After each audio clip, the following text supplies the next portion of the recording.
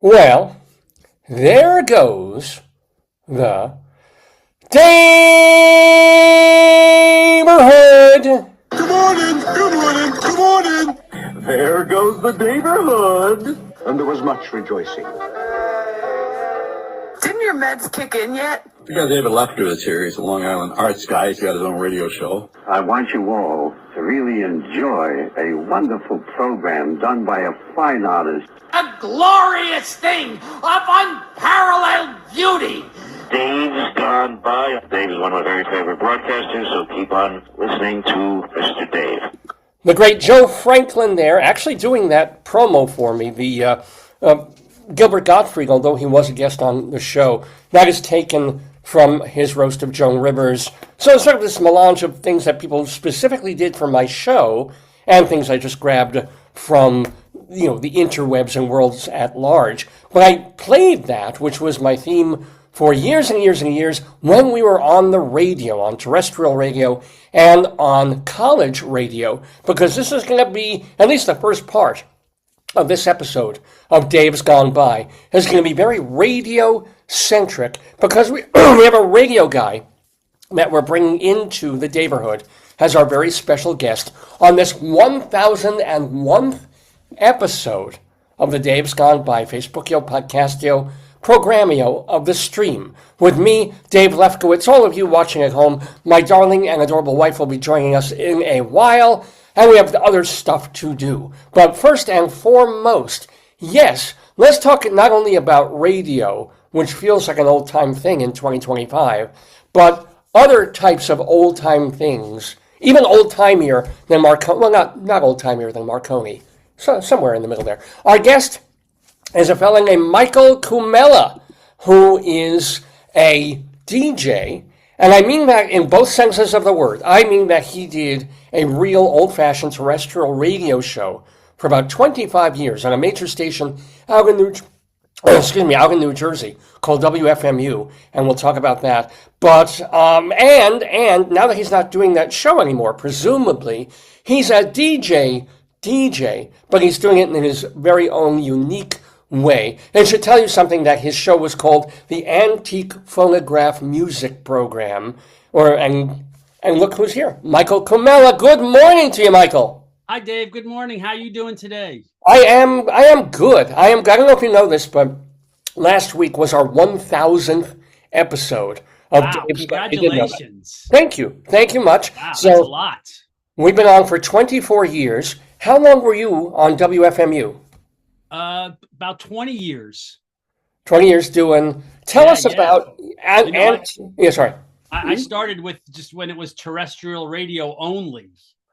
So Right. in 95, and then with the advent of the internet, it became something that played on the net and was archived, because my show dealt with mostly material that was out of copyright. It was one of the first shows to be actually archived on the web. And and then straight forward to the future. What's up new again? So we'll get to why you stopped doing the show back in 2020. But why did you? I mean, you must have since what? Childhood, teenhood, falling in love with 78s and cylinders, and what did it for you, Michael? Well, I grew up as the youngest of 4 kids in a family. So I was always surrounded by records. That was the way we listened to music, by having records. And then as I started actually DJing in my teens, and I would always have to have older hits. And as I started doing my research, I realized there was a certain wall you hit with LPs. You could get back with some compilations of maybe hits of the 30s. Definitely there were big band compilations.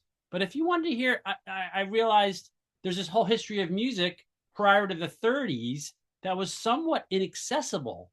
And I realized, 78s and cylinders. Now, since there weren't these LP compilations, I thought, they played on these horned machines. They played on these Victrolas. So I started looking for one of those, found one at a yard sale with a pile of records, And then that sort of started me on that path of looking for popular music of the 20s, the 10s, the aughts, and became a journey. And a journey that you started in your late teens when you were quote unquote DJing already for parties. I can't imagine even, let's say, how old are you now, if you don't mind my asking? What are you, 62. 62. You're 1 year older than I am. Were the people that you were DJing for back in the 1970s asking for Billy Murray records? Oh, no. I wasn't doing anything with DJing at that point with that stuff. Oh, For yeah. my own edification. This was just for me to explore pop music, really. I was interested in hearing hits like, You Ought to Be in Pictures and stuff that was still somewhat in the popular realm of culture, Shine on Harvest Moon, and stuff I'd heard on Bugs Bunny. Yeah, okay, yes. They used a lot. They referenced a lot of vaudeville and 20s pop because they were trying to amuse themselves, I believe. So then, well, Mel Blanc would have been old enough to, and Chuck Jones would have been probably old enough to have kind of, or the Parents' Record Collection would have probably had those back in the 30s and 40s when they were making, the Bugs Bunny cartoons. But so let me ask you, one of the honors of this program is twice we had Dr. Demento on. I'm sure you've heard of him. One of my heroes. Yes. So one thing, he lives in a house. I mean, he's widowed now, but he's still got, I guess, the house filled with, I don't know, 20,000, maybe 50,000, could be 100,000. He's got a basement. They actually have the floor cave in from the weight of some of the records. I've heard of that. Well, I mean, did you become obsessive and whatever with collecting, and do you have, like, ba-boom? I have sort of tamed that. And, if you look at your life and collecting as a bell curve, there was a certain point where I was absolutely just whatever it was, get it, let's play it, let's listen to it. But I feel like I'm on the other side now. I'm de-acquisitioning, I'm getting rid of stuff, I'm distilling it down to what I use and need and like. But the thing is, records chase me. They come after me. I turn a corner and they're there like, take me home, a big box of 78s. And I look at them like, no. But then I turn another corner and there they are again. So it's hard. And since I've been doing this for so long, people contact me because as well as doing the DJing, I also do restorations and repairs of crank-up machines.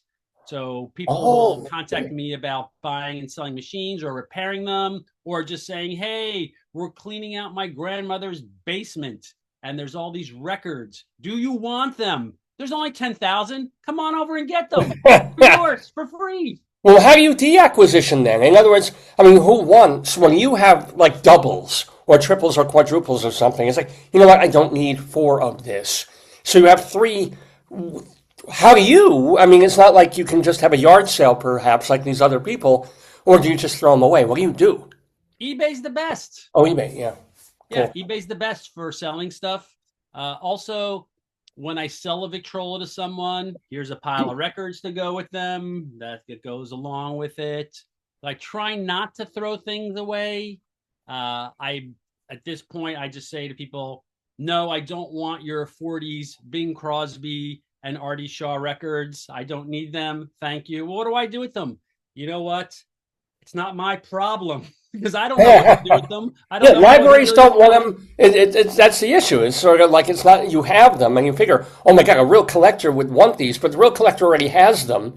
But so let me ask you though, as much as you love the machines, have you fallen into the thing that I've fallen? I used to collect records. I used to collect CDs, but MP3 is really, really easy. And it's not like you're going to get high quality sound off of Victrola. So how often do you really bother to listen for pleasure to a 78 if you have it on your iTunes or Spotify or your whatever you play stuff on?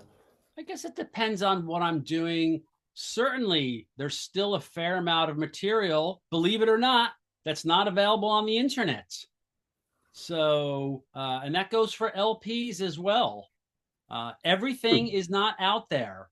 So, So I'll stop you there and ask you, do you feel that that could be or is your responsibility? Like if you have a 78 that nobody else has except the Library of Congress, should you have a site or a thing that puts that 78 on the web and makes it available since there's no copyright on it anymore anyway?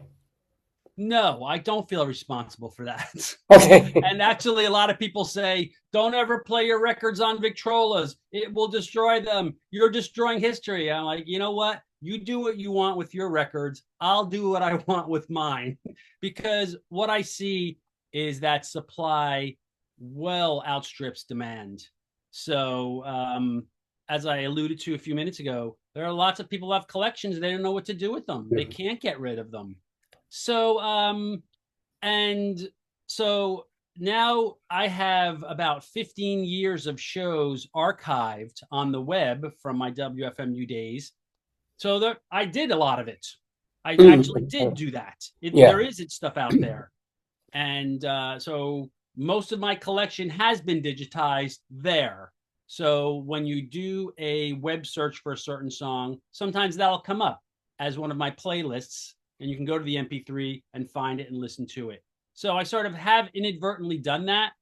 And that was always the idea of my show, not to be too scholarly about it, to really just play pop music of another time and let people hear what it sounded like. And that's why I used Victrolas and Edison cylinder machines in the studio to let people actually hear what the experience was like. So I think I've done a fair amount of preservation, but on the other hand, I don't feel like I'm a dedicated preservationist. I play records, I listen to them. I've worked with libraries. For example, the New York Library, they're like, okay, we're going to let you play this record. Be very careful. I'm like, I got 2 copies of that. Why don't you have to be too careful with it? You can find another one to break it. I'm not going to break it, but so it's sort of a balance once you get into it, because people will even see my machines when I go out and I'm doing my DJing. Oh my God, these must be so rare. No, they're not rare. There's plenty of machines out there. You can find one if you want at any time.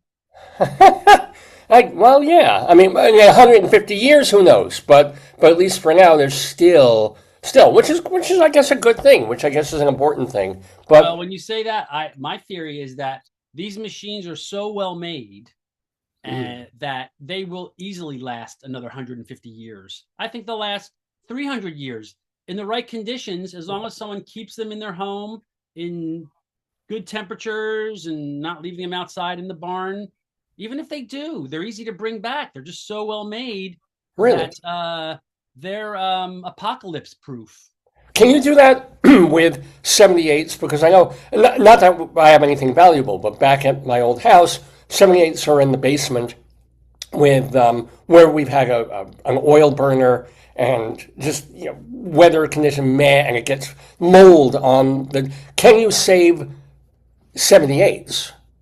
Sometimes, if they're not completely hydrated, if they're not completely saturated from the humidity and those conditions, because some have even a cardboard core which will start to expand and crack the outer shellac. But if they have some mold on them, they clean up nice. Stick them into your sink, wash them like a dish, let them dry, and you'd be surprised how well they can clean up. Now, when you started collecting, it was all about the music and just amassing. As you said, the collector has that peak time. Did you bother with value in terms of, if I buy this one for 80 cents at a garage sale, they don't know this is worth $100. I mean, did you care about that stuff, or do you care about it now? There was no sense of that at that point. I think there was, again, printed buyer guides. We're talking pre-internet. There were buyer guides that would say what a value was, but I was actually looking at more books that would give me the history of the records, not the value. So I would find things and so on and so forth. It's only now that I'll put a record on eBay. And I just put them all out there. I usually start them at $3 or $5, whatever. And then it's like, wow, this one went for $300, and I don't even understand it sometimes. Like, wow, I didn't know this was valuable. Sometimes I know they're valuable. Sometimes someone's like, no, I'm looking to be a completist of that artist, and you found this record and it's in minty condition. So that's why okay, great. It's Great. worth it to him or her. Yeah.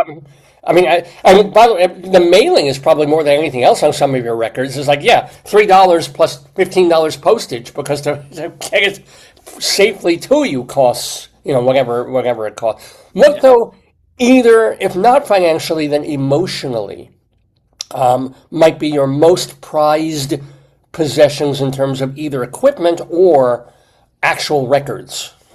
As far as records go, I feel a little soft spot for Nora Bayes records because in 2018, prior to 2018, she had an unmarked grave at Woodlawn Cemetery, and I do actually tours of Woodlawn Cemetery where I visit the graves of George M. Cohan, Irving Berlin, Duke Ellington, Burt Williams, and I wanted to do Nora Bayes, but her grave was unmarked. And that's a whole other story if you want to get into it or not. But anyway, It's a good story. I'll hear it. But yeah, led the charge to get her a grave marker, which we did, because she was as big as Madonna, Barbara Streisand, Beyonce in her day. She was the top lady of New York and vaudeville. But because of a weird, she was the first Bay. If you more Beyonce, she was Bay. I don't even know. Right. She was Bay before Bay. So you helped get her at least a place. Like if you want to visit Nora Bayes, here she is. Yeah. So I call her my ghost wife, really. So, do you have a real one, Michael? How did she feel about that? I did. But now I have a girlfriend. So. Oh, Muslim. So how does she feel? Did the women in your life, do they care about your music at all, or is that your hobby and they have theirs? It's mostly my hobby. It's really, again, pre-internet days, you had to find people who were interested in it. And I was lucky there were shows going on where you'd go and visit someone and get together with them and trade records and so on. With the advent of the internet, it's easy to find camaraderie in this hobby. Actually, I started a Facebook page in about 2011, I think it was, called Antique Phonograph Enthusiasts. Not collectors, not newbie. It's for everyone who has an interest in this. And now it has over 10,000 members worldwide. So lots of discussions from advanced subjects about the gear ratio of a Victor II to someone who just said, hey, I got this Victrola in a family basement, and how does it work? What do I do? So, and then we have real life get-togethers sometimes. So, it's sort of my thing at home, but it's easy to find camaraderie now in this hobby. And also, I'm sure you found lots of, if not close friends, certainly tons and tons of acquaintances doing your show, Antique Phonograph Program on, Antique Phonograph Music Program or show? Program. Music program on WFMU, which is an independent station out in New Jersey, if people don't know. There's actually still some radio stations that really are out there and play lots of kinds of things. They're not programmed by one computer out in Texas. It's actually real people, and they're not even bothered in the way public radio is now because their funding is, from the people who listen. So why did you stop doing antique radio? I guess it was in 2020 or when? Why'd you tell it? It's an unpaid situation. Yeah. After a while, I feel like I did it. I did it. I played so many records and so on and so forth. A 1 hour weekly show is a lot of time. It's a big commitment. Yeah. And I feel like I did it long enough, basically. In reference to what you just alluded to about getting to know people. I always had an open policy of if you're a newbie or if you're an advanced collector, come on my show and share some of your favorite records. Let's just play and listen. So I always did that. I just did it long enough. That was plenty. 20 years isn't enough. But now, apart from, as you say, you're a fixer, you help people not just acquire things, but you fix their Victrolas, you actually fix their machines. But you also DJ, I mean, people call you to come and play your parts of your collection on the machines themselves. You're not there with a computer and MP3, just, here's Nora Bayes, followed by. I mean, what kind of places have you do this? Oh, specialty events. I'm big with the 100-year business anniversary. Oh. It's like, our business, is having a 100-year anniversary in 2023. Well, I'm going to come to the party. I'm going to play all the hits of 1923. Brilliant. That kind of stuff. Lots of what we'll call Gadsby or speakeasy or prohibition parties I go to. And wedding cocktail hours for people who are vintage enthusiasts for weddings. So it's kind of like that. I also will do libraries and do presentations of machines and music. So yeah, there's a place for it. I mean, I have people contact me sometimes and I'll vet them while they're vetting me, because I want to make sure that I am the right thing for their situation. Oh, we're having a party. It's a big band party and you'd be the perfect DJ. No, I'm not. I'm not that. No, you need some, right, yeah. I'm more of early stuff. And, it's very visual too. I have the 2-horned machines and I'm dressed up in a period suit and the clothes. So people hear it with their eyes as well. It's part of the visual appeal of what I do. And then they're hearing it too. And they are like, oh, this is cool. Like, where's the computer that's playing this stuff? Actually, wait a minute. This occurs to me. Let's say you have a corporate party for a company that's 100 years old and they want a 1923, 1924 DJ, and you set yourself up and you've got, 2 Victrolas and a microphone and maybe one, I don't know if you bring a cylinder along. How does that play in a crowd to the back of the hall if you don't have amps, if you can't mic the sound from the horn? What do? I do mic the sound. I put a little lavalier microphone inside the horn and run it through a sound system. I bring a small one if I need be, or it goes through the house sound system. But it's not something that's going to fill a hall. It's not like a boom, boom, boom, No. where it fills the whole place. It's more of an experiential thing. People will sort of see it from across the room and they'll hear it. And I say it's sort of like a whisper calling to them. I make it so that I want you to come and see the machines, and then you're hearing them as you're seeing them. And then there's always a bit of dialogue. Are these real? What year are they from? Are those real records? Are they new records? And so it's very much an experience thing that they come to, and they'll get behind the machines and take pictures and so on. And then they'll go off to the rest of the party. So it's different in that way, that it's not. Yeah, dance. Yeah, have you ever done a bar mitzvah with one of these, or no? I've not done any bar mitzvahs. I don't know any 13-year-olds that really, really want me. Well, for grandpa, or circumcisions, perhaps. A good circumcision party is like, this record was cut just like you. No, but don't know where I'm going with that. Can I ask one reason that we're having you on the show today, Saturday, September 27th, 2025, is that one of your other activities is musical, but in a very different way. So what are you up to, Michael Cumella? What are you doing tonight?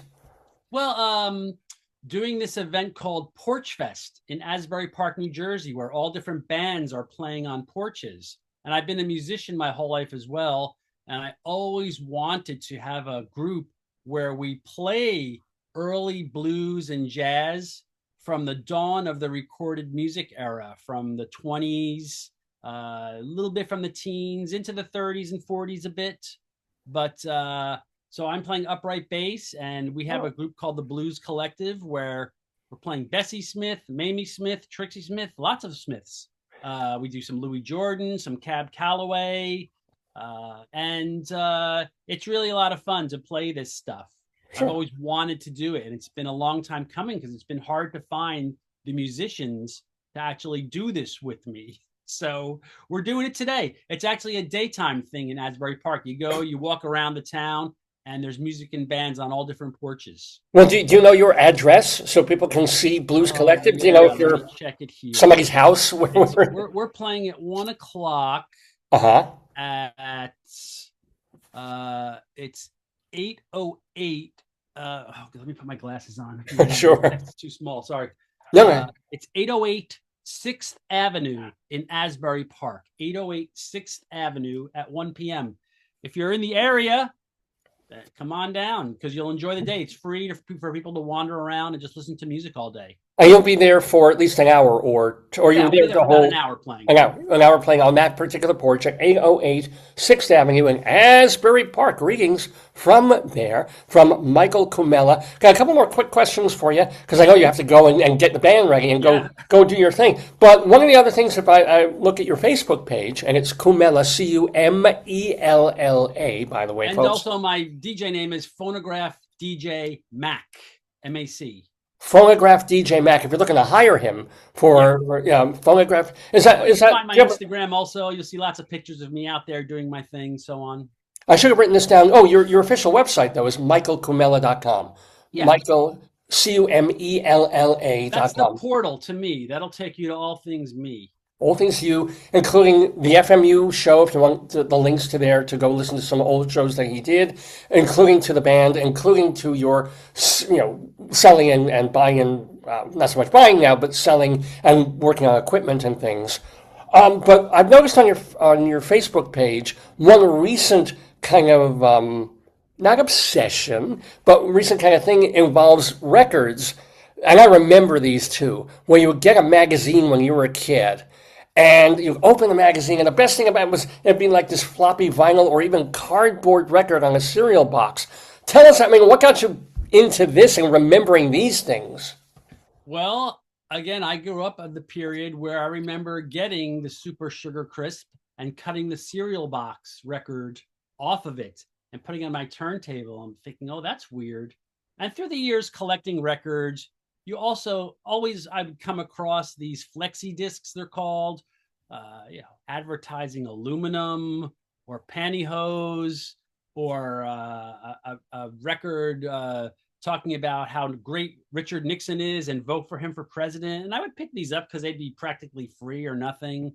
So I've come to describe this area of what I call ephemeral records that are made for a very specific purpose. And we often think of records as something we have to cherish and care for and preserve. But these were not that.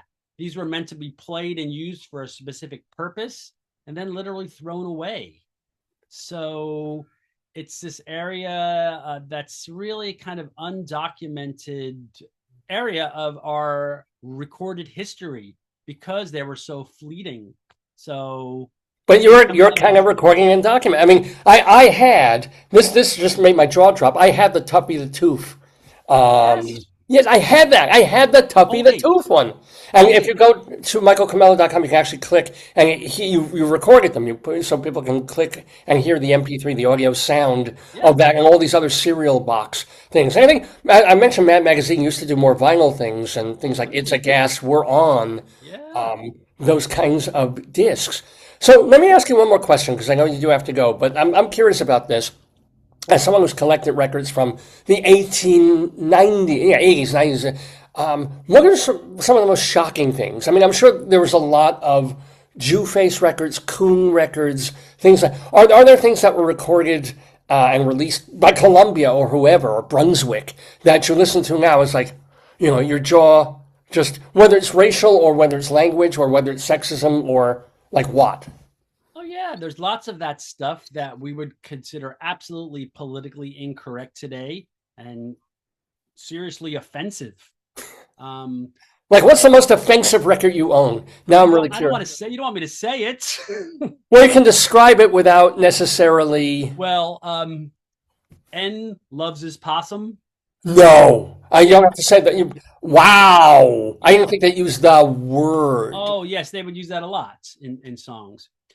And remember, and so And actually, Michael, was that a white artist playing, or was it a black artist who was doing? They were usually white artists doing Yeah. minstrelry.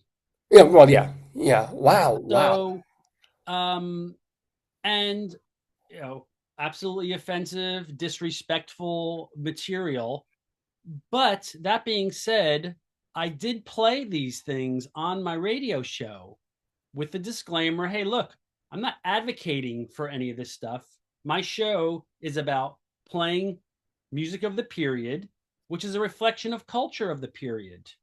And by the way, Snoop Dogg covered "And Loves a Possum," and he threw an extra. No, he didn't. No, he I didn't. never heard his version. And you hear that word all the time in current music, right? Exactly. From black Yeah. artists, it's still out there. But so there was lots of that stuff. Yeah, Jewish. Hey Wop. Oh, wow. Italians. So every ethnic group was getting made fun of. Yeah. I never advocated for it, but I would say, hey, this was what was going on during that period. Judge history all you want by the material, and open up a discussion about it. So, And actually, last question for you, Michael, also is like, what is an example of one or two of the funniest records that still hold up, that make you laugh from 1902? Like, you'd be surprised that, oh no, this is really still, it's not funny for the time. It's still funny. I have about 30 laughing records, including the OK Laughing record, which Yes. you may know from Dr. Demento. There was a whole spate of these records where sometimes it was just someone laughing. Sometimes it'd be wrapped around an inept musical performance. Sometimes someone would start to just try to recite something and they just break into laughter. And laughter is infectious. It was a novelty back then. And when they started to add laugh tracks to 70s TV shows, they realized, oh, this really made them a little more funny by doing that kind of stuff. So these laughing records, people are still really amused by. And again, I always pick them up whenever I find them. Well, we are not laughing at Michael Cumella. We are laughing with him. He is Phonograph DJ. What is it? Something Mac? What's your Phonograph DJ Mac, MAC. Phonograph DJ Mac. His website is michaelcumella.com. But most urgently, get yourself to New Jersey. There's usually no excuse to go to New Jersey, but you have one. 1 o'clock Eastern time today. He and his band Blues Collective will be part of the Porch Fest in Asbury Park.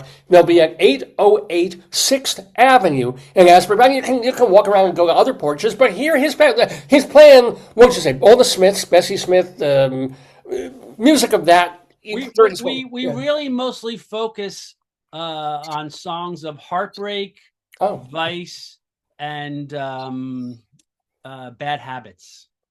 Well, isn't that the best way to spend a Saturday afternoon, ladies and gentlemen?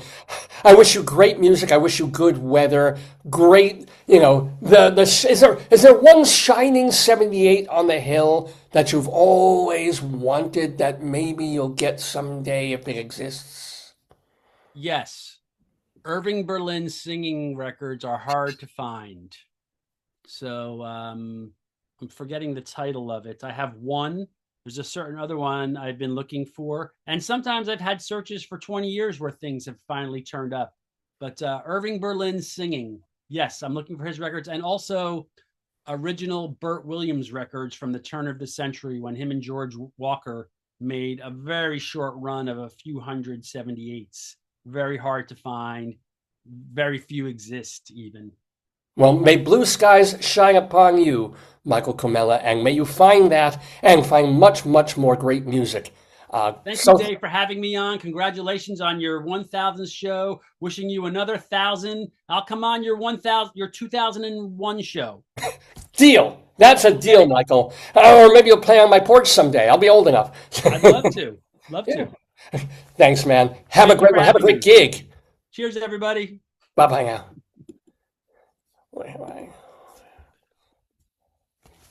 Ladies and gentlemen, on the 1,000th and 1st episode of the Dave's Gone By Facebookio, Podcastio, Programmio of the Stream. What a great way to start the show. Usually we don't begin with a guest. They come in later. But I'm so glad we had him. This was a great interview with a fellow named Michael Cumella. And yes, you can go... FUB is getting a little hinky sometimes. Not FUB. FMU is getting a little hinky with its MP3 and archive and ability to access some of those older years. But there's definitely a lot of antique phonograph music programs available, and they're an hour long, and they're a lot of fun. You just listen to Michael, and you listen to him play and announce and back announce these wonderful recordings. They're not all wonderful, but these vintage recordings from 1897. Yes, she said she'd love to get them on Sarasota radio. I think if they pay, I'm sure he'd love to do it. I think he may be radioed out just like doing what I do. Did you want the fan? This is my wonderful and adorable wife. If you're warm, put the fan like on low. I'm good. Okay. You okay? Doing all right? This is my darling and wonderful and amazing wife.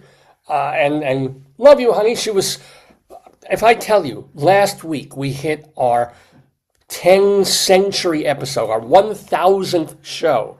And I told her, I was like, hon, this is probably going to be about 5-6 hours long. You don't have to stay for the whole thing. There's a lot of pre-recorded material because I spent the week before the show taping, like the 50 guests that we ended up having on the program last week. And I told her, be there for part of it. It's great. You come in and out, and we'll do some stuff. We'll talk together. We'll have some. She stayed with me for the entire episode, which I told her would be about 5 hours.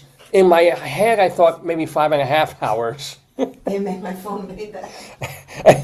And what ended up happening was we went from 9 in the morning until 6:30 at night. We went 9.5 straight hours last week. If you haven't seen the results, it actually went very well. You can go to davesgoneby.com. It's posted, and there's actually a higher quality version with more bits or bytes or megabytes at archive.org. We have a channel there, archive.org. You can watch the entire 9.5 hours right there. Here's our special image from last week. There's a bunch. Yeah. Well, what's nice is it makes me 1,000 years old. It actually made my hair grayer and my beard even grayer than it actually is. But it's a great shot, isn't it? AI, purely AI, amazing, amazing. The other ones too. No, yeah, this is my wife's phone. I'll give it back to you when I'm. How do you keep it?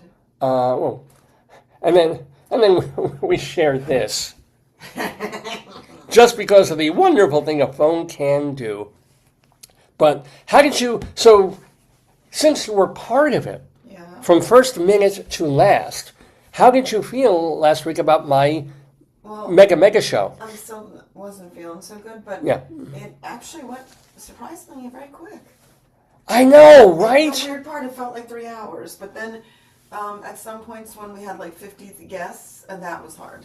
I think the wheel spinning helped it be more like not just guest. Guest. Don't you have a thing you didn't open from last time?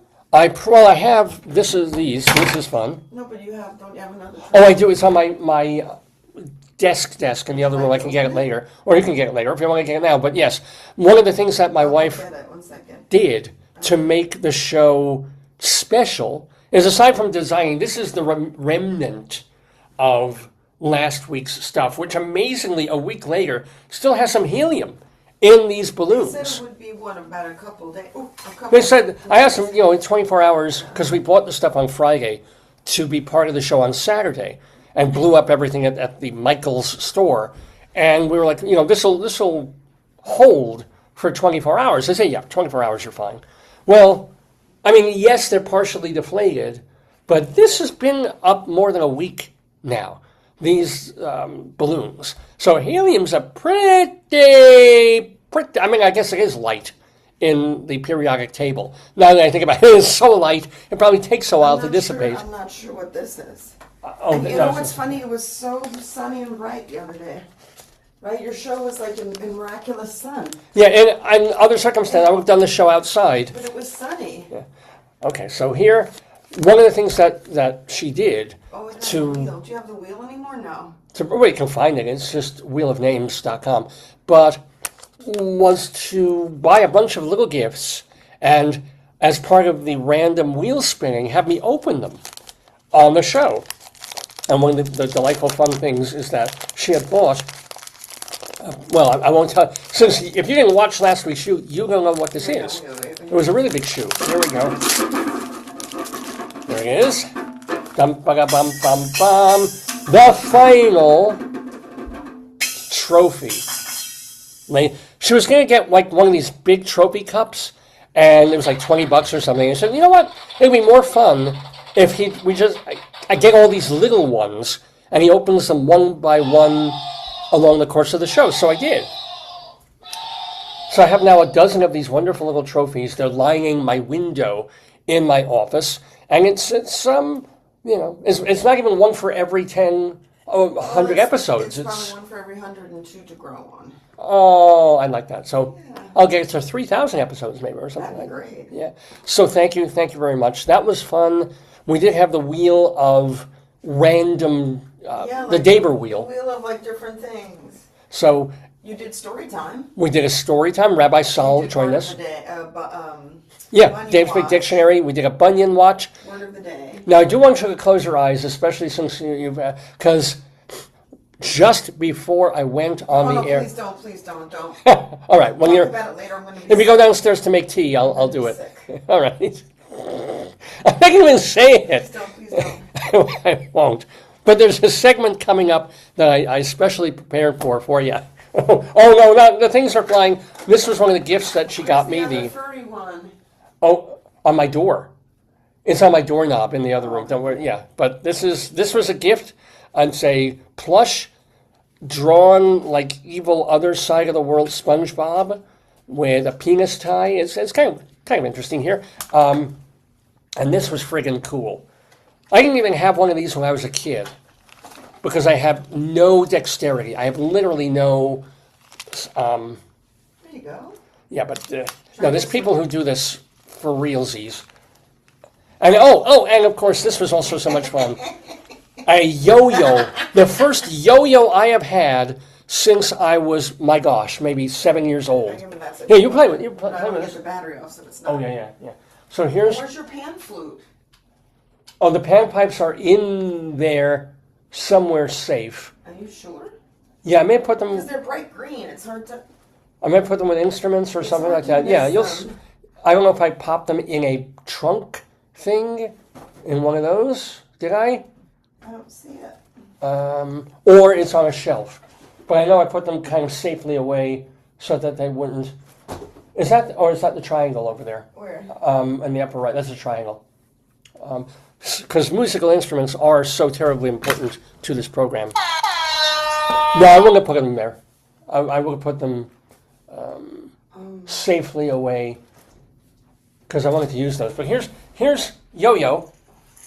Speaking of musical instruments, ma, it's Yo-Yo Ma. I don't know where it is, David. It's really... Okay, give me a moment, Oh, folks. later, next time you'll find it. Yeah, I'll find it in a little bit. It's there. Okay, good. I might have snuck it into one of those bin things because I absolutely would have kept it and wanted it usable. Just give me a moment, folks. I'm gonna see. Where did this? Give me a moment, folks. Oh, this is it, right here. Oh, I didn't realize it was in a box. Well, yeah, we don't have to keep it in the box, but this really keeps it. Oh, well, we didn't use this last Just time. don't make it loud yet. Okay? All right, hold on. So, we got one of the other gifts, probably maybe my favorite, arguably, Wow. because I'll be using this all the time, and the rabbi used this for story time. The panpipes. Pretty good sound. I mean, I know Zamfir probably pays like thousands of dollars for his flutes, but that's interesting. You can't blow it like this. You do have to kind of do it more like the regular, but think the tone on this. I think it's right?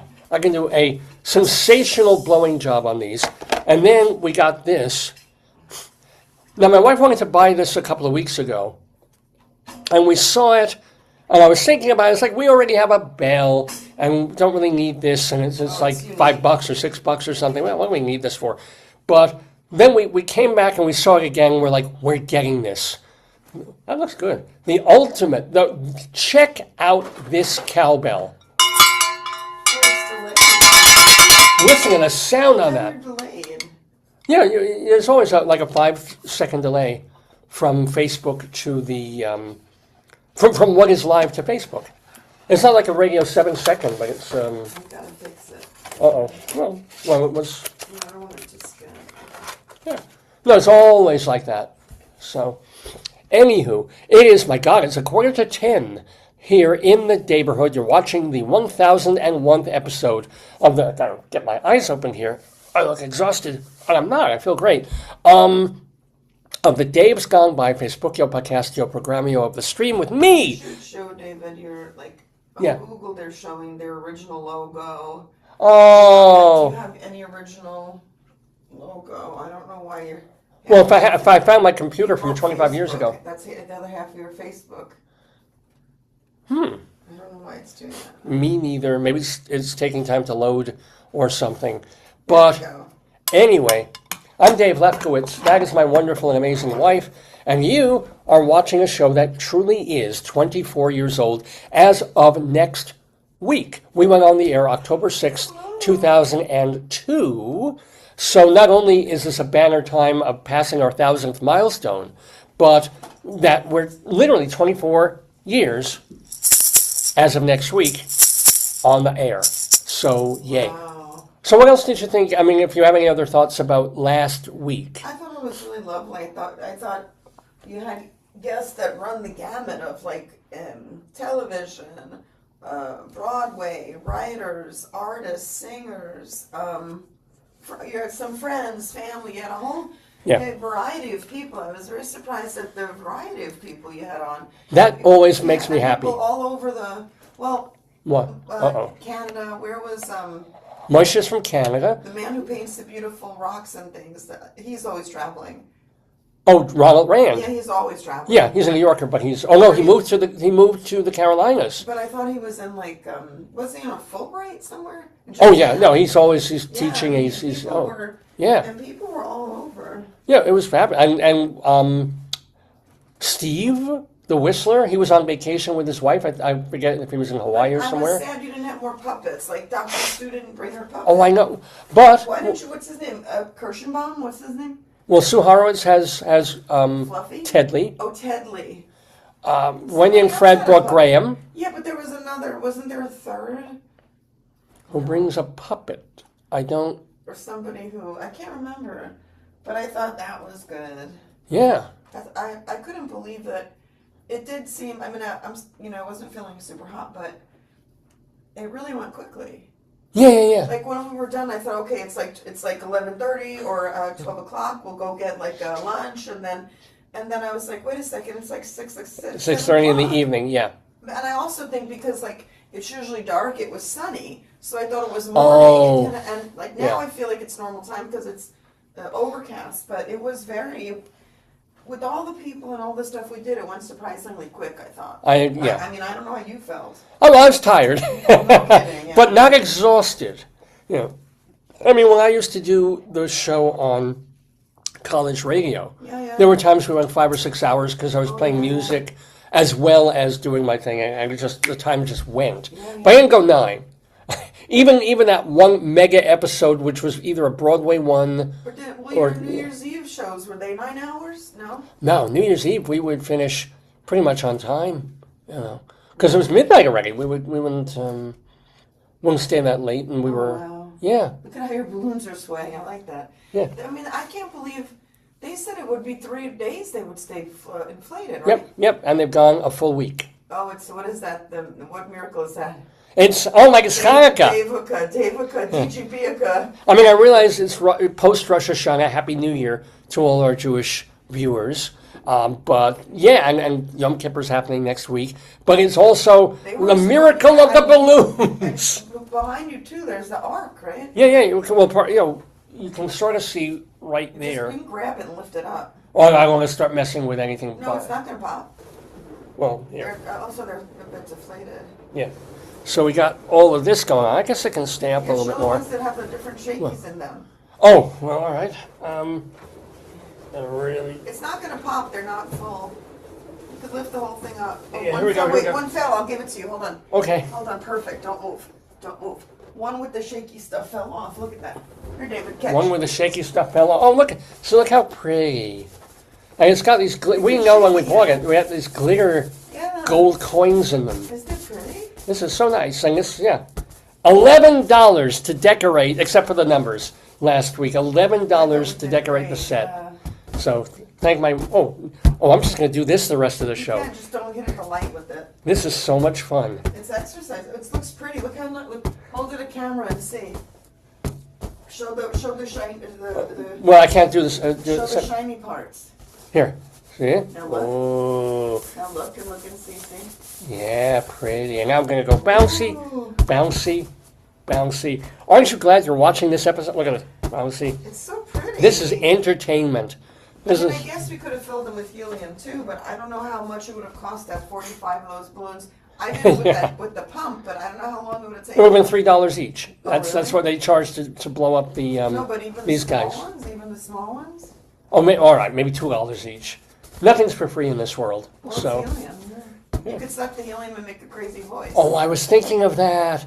I was thinking, I don't know, I can't do the Howie Mandel voice. You don't need that. Hold on. Oh God, help me. Oh God, help me. Where's the thing, honey? It'd be cool if you could fill balloons with cesium. Where's the megaphone? Do you know? Oh, I don't know where I put it last. It's a big thing. Remember, it's not that. Maybe it's on the floor, maybe over there. I can't find anything. You did good with your looking last time. All right, hold on one moment, folks. Let's see if I can find the megaphone. Is it here? No, that's your sign. It's right there. It's right to the right of the shelves. Directly to the right of the shelves. Above no, the not drums. that one. The one little tiny Or one. the little big, I don't know. Because you could voice alter. That's what you're trying to do. Here, This here. is the one. Oh, here you go. I kept it in the box. Here, David. That's good. Here. Voice alter. You don't need to do Here, helium. you do it. Press here. No, you. Okay, it's just talking it. All right. So one of the other gifts. Yeah, we broke the budget last week on our major They show. know me at Five Below now. Yes, they do. I just ingested 10 pounds of helium, and now I'm going to die. Let's try this one. Thank you for the applause. We in the AI Unisphere appreciate your patronage. Thank you. This is both the same. Kind of. I hit, what is it? One is robot. The other's rock and roll. How is this rock and roll? I'm not gonna sing.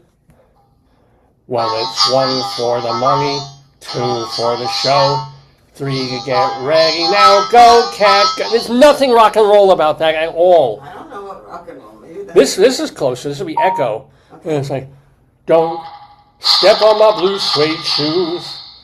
Well, you can do anything but say, oh, my blue suede shoes. Yeah.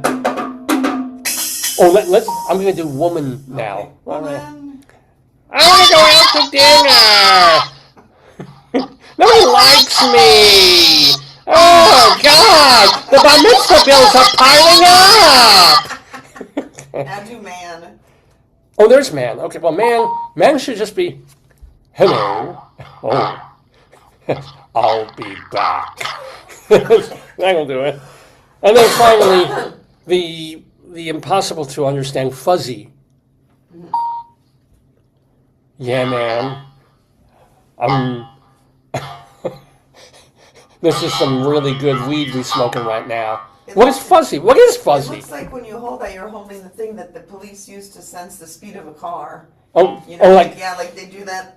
I don't know if that's true, but that's what I've heard. it kind of does look. Yeah, I it's don't got know that if that's sonar. true. Yeah, like radar like that thing, where yeah. They check to see how fast you're going.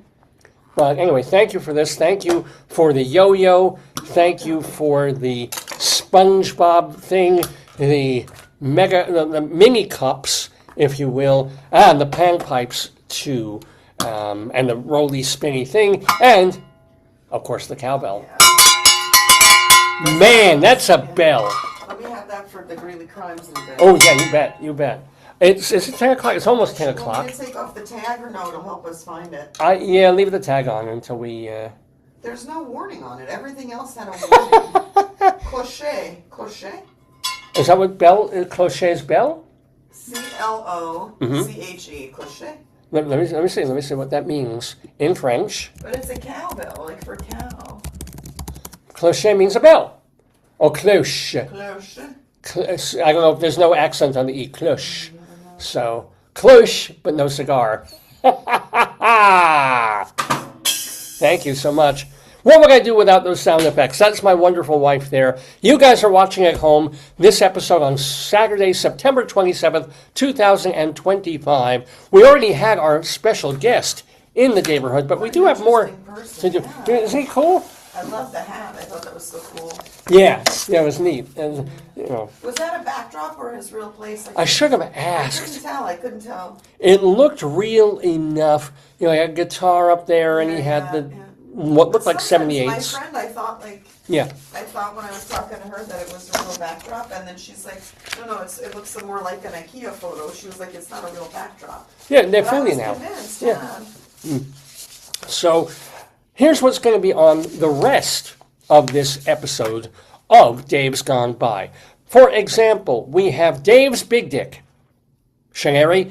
This is where Merriam-Webster will come up with a word a day. Oh, you want me to pick the word? Yeah, if you don't mind, tell me what the word is. Randomly, I haven't heard. Merriam-Webster's word of the day today, September 27th. 7th. And it's on me to talk extemporaneously about whatever that word boy, is. oh boy, oh boy. What's the word? It's appropriate. Oh, all right. But The word is appropriate. No, wow. I need your phone back because I'm watching you on Facebook. Sure. The word of the day for Dave's Big Dictionary is vociferous. Good word. People who express their feelings loudly and insistently. To get the megaphone, honey. As my wife said, an apt word for you, Dave. Get the megaphone, honey. I got it right here. Vociferously. So a little later in the program, I will vociferously talk about whatever vociferously brings to my noggin. So we got that coming up. We got Bunyan Watch. We do have the segment that shall go unnamed because it grosses my wife out, but we will have that. No, you will not. And then, you will have to go to the bathroom at some point. What's wrapped in that thing, though? What is the wrapping? This? No, the other thing. Oh, that was an item that came back to us that we were trying to sell from your little... Yeah, it's not a thing. And the Colorado Limerick of the Damned, we will have that because my wife and I lived in Colorado for a bunch of years. And for whatever reason, I decided to write a limerick about as many places in the state of Colorado as I possibly could. So the idea is you have to rhyme the name of the place 3 times and then have an internal mini rhyme too. And this being me and limericks being limericks, they also have to be really gross, sick, disgusting, and tasteless. I win, so I've written more than 300. Are you going to be a couple of minutes, dear? No. Darn. Because I have it ready. I have it ready. A Colorado Limerick of the Damned should also be vile. And we got another new one today. It's Fort Rankin, Colorado. So we will have a poem about Fort Rankin, Colorado on Dave's Gone By just a little later in the show. But first and foremost, and most and for first, let's talk, we'll have our Greeley Times segment, which is based on a story that appears every week in the Greeley Tribune newspaper out in northern Colorado. Phone calls come into the police department there. The funniest ones. Oh, look, it's already happening. Look at this. Let me get the official music up for Greeley Times, except I can't play most of it because it's copyrighted, but I'll start it. Colorado, oh my goodness, Lord, a wonderful city. Oh yeah. Oh yeah, Greeley, Colorado it is for. That sounded like the panpipes. Were you playing the panpipes? No, Oh, I was that? Yeah. I was trying yeah. make more music so it wouldn't get scanned for copyright. Thank you for that, yeah. I don't know if that works. I don't know how it works. I don't think So we built up a few more Greeley times because we didn't have them last week because of the special show. We have some extras. Oh, we need the sad trombone. You may need the violin too because you're gonna. Oh, maybe if there were any really sad stories. Ice cream truck or the race about ice cream? Oh, when the ice cream stops, it doesn't stop. It just plays for like 3 minutes, and we can't turn the thing off. Got to pull that the other way just so it doesn't show me up. Okay, phone calls that reach the Greeley Weld County Police Department dispatch, the funniest ones. Listen, I don't know if they hear it, but there's an ambulance literally in the background here. You could use the shofar phone. Okay. Shofar? Show good.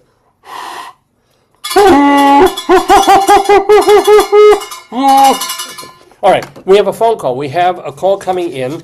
Let me grab it. Hello. A caller at a convenience store on 16th Street saw a man actively using meth and masturbating in front of the store. And then they call it methturbating. The caller did not get a good description of the man because, quote, she didn't want to have to look at him again. Hey, different strokes for different folks, if you know what I'm saying, and I think you don't. Maybe he just rubbed her the wrong way. All right. No, we have... I'll get the... Oh, look, a bell telephone. Here we go. A caller on 11th Street. Oh, 11th and 11th? I don't know. I would put down if it was 11th and 11th, but it's 11th and something.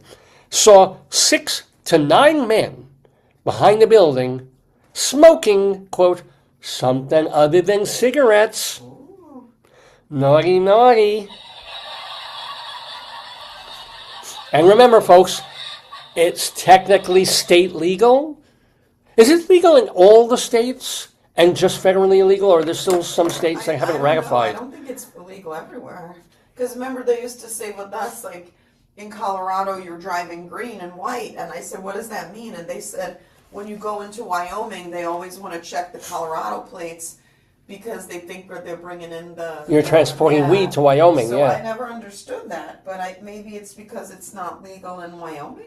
It may not be. It may not still be. I'll ask your phone, but Yeah. Is pot state legal in Wyoming? That's a great question. Or some of the southern states. Is marijuana legal in all states of the U.S.? The states that have legalized it, 24 states and 2 territories have legalized small amounts of cannabis. So still, I'll bet you Wyoming no. It's not Iowa, Kansas, Kentucky, Louisiana. Really? New Orleans? That's surprising to me. It has a whole list of... Yeah. It's probably more fun in Louisiana and New Orleans if it isn't legal. If it's legal, it's just like, who cares? Let's see, Wyoming.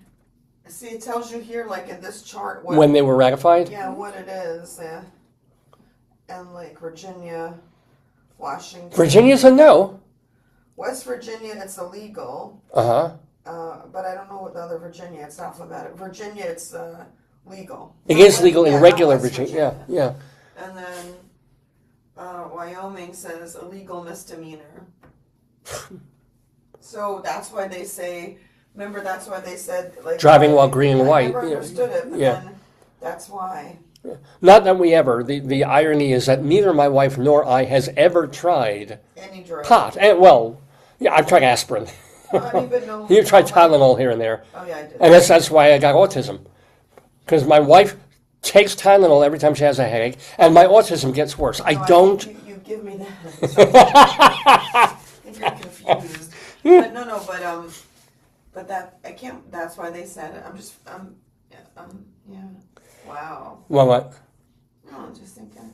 So anyway, we're doing Greeley Times here on the Dave's Gone By Facebookio Podcastio Programmio of the stream, which has to do with phone calls.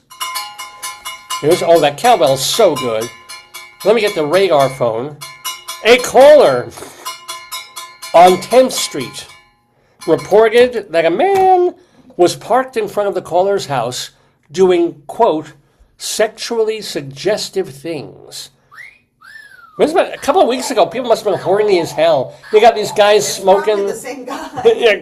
You know? He gets around town. Yeah, we went from 16th Street to 10th Street.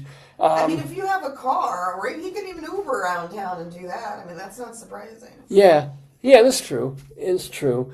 I mean, the guy was kind of a jerk off, but you know. Ding, ding, ding. You got to say a trombone too. Oh, I do. I'll use it when it's necessary. I do have the sad trombone. Very beautiful thing. But I think we have another phone call. Do we? Yeah. Hello. Where are you? Do you think cows are deaf? How can you wear that around your neck? Wouldn't it deafen you? That's a great question. I can't. It's very loud. Do you think I know. cowbells are that loud? Maybe not. Well, what do cows actually have to hear? The cowbell. No, but I'm saying like we start communicate. running, okay, this is normal. All the cow hears other cow mooing. Normal cow, and then running. Yeah, that'd be pretty loud and annoying. I don't know if that's real. Yeah. Okay. I'm sorry. It's a good question. Caller, excuse me, gotta grab this. On 8th Street, saw two men throwing rocks at each other. The caller was worried that they would hurt someone or hit a vehicle. David, Cain, and Abel. You know? I don't know, or maybe they were practicing for a rock concert. Oh, God. Thank you very much. Thank you, ladies and gentlemen. You know, as they started getting more comfortable throwing rocks at each other, and the rocks were getting bigger, they got bolder. Ahem! Can you play the trombone? Yeah, was that a trombone-worthy one? Trombone moment. Yeah, okay. Hey, you know what they had for breakfast that morning? What? Fruity Pebbles. But they don't have your little toys anymore at the stores now. Oh, well, we go to Marshall's and Home Goods, and they don't. They used to carry these little, we used to get all $5 the things. ones. Yeah, well, we have a lot of them. So until the batteries, I know. So when the batteries run out, we'll see if other places have them, and they have to think of new ideas also. That's true. You know, there was Screaming Goat, which is the class. Okay, here we go. They make them for Christmas or Hanukkah. They recycle the idea and they just dress Oh, I love Hanukkah Llama, though. He's great. We have Hanukkah Llama. Hanukkah. Hanukkah. It's ridiculous, but really cool. A caller at a liquor store, I hardly know her, on 29th Street said the employee, check this out, the employee was drunk and started yelling at the caller. Wow. There you go. I like it. I just love the idea that an employee at the liquor store. I'm tired. Look, I'm doing this for minimum wage. Just don't stress me. Yeah, I get to drink the profits. Wow. I don't think you can. No, of course not. I asked somebody one time who worked at a store, like a restaurant, like a fast food place, and they told me what they could do. I'm curious, I mean, each restaurant has a different policy. Like some will be like, are they allowed to eat some food? Yeah. I think if like, let's say you work at Mission Barbecue, just for instance, when you're on shift, you get a meal. Oh, you told if you're like me a 6 you or 7 were telling me that. Yeah. Okay, tell me. But you can't like suddenly bring home food for your family. You just eat while you're there. Is their routine? Although I imagine there are times when they're like, at the end of the day, like, do they donate it, or what do you do with all that? Because you can't donate like steak and reheat. You used to just sort of dumpster or whatever, and then bums would get sick and sue you. So you can't do that anymore. But even donating, I know when we were the last place we lived, I knew a place that gave all their food to a food bank, and they had sort of procedures to make sure, because they didn't want to get food poisoning. But I don't know what you do with all that stuff. Like, what do you do? They probably could save like macaroni or something, like salad, like macaroni salad or side dishes, but they're not going to save the... They shouldn't save. So if I were a restaurateur, first of all, you would hope that restaurants are savvy enough not to make so much leftovers that they buy just enough, they make just enough, they have a sins. Outside of the Caros with your knife and fork and the bib waiting for foodies. I absolutely would. You know, they want to charge me $6 for a little cannoli. I'll wait until you throw it out at night, and I'll dive for 5 of them. I don't know. I'm curious. Let me see, David. Yeah, what is like a I don't restaurant know if policy? it's- This is a curious question. Is it like, I'm going to just say like fast food places, because, I mean, most people, let's see, okay. Well, McDonald's, I don't know. They probably have I don't know. What's a typical policy for workers getting free meals during their shifts? Says there's no typical, whoa. What? I'll read this. This is the AI answer, so, go sparingly in terms of the truth. But it varies by employers. Most states don't require, but a meal break must be provided. That's different. Well, let's talk about restaurants specifically for restaurant workers. Give me a moment.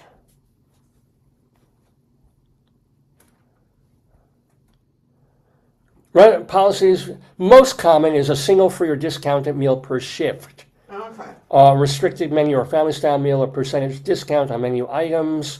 What happens if their family comes in? Like if you have work for the airline, you can get a buddy to fly for free or discount, right? Discount for sure, but I think you have to fly so many thousand miles, you have to be there for so long, and yeah. Otherwise, everybody, it would be a free for all. That's true. Quite literally, a free for all. You can't have that. You can't necessarily do that. What if a restaurant has 6 waiters working and they have 4 leftovers? What's the policy? What do? You have them fight over it? You have them start splitting, and there's only so much you can do. Because you would think, I don't know, if I owned a restaurant and I had people working there, I would give them free food. Oh, absolutely. Hell, if I could pay them less and say, yeah, it's fine, but you never have to make a meal at home anymore. You get $5 a day, but here, Essen machen, Gesundheit. Oh, here we go. Let's see. A caller. Where are they? Where? Oh, they've been yo-yoing around everywhere, but it's at the moment they're at an unknown. Where's the sluggish callers here? Oh, we haven't done those yet. Oh no, they're not slugs. No, they're not. No. Oh. I'll save these for the segment you don't want to know about. Please don't. Please do. I love that segment. What happened to the slugs? We had slugs? Yeah, they were very cute. They were from, the place we usually get stuff. I don't remember the slugs. Yeah, they had butterflies, all kind of insects. I think it was for fall. So either they're on top there or in one of those bins. Yeah. I see we have a couple of new chickens, so we'll save those. Here. Oh, do you see them? I got this. I don't see it. You'll find it better. I can't find nothing in there, but here, baby. Oh, toss them. Just toss them. Thank you ever so much. Oh, sorry. We got 'em. Here we go. I can't. I was twisted in a weird way. Another gift from last week were the rubbery pork dumplings. Read the warnings. Which, okay, this is not food.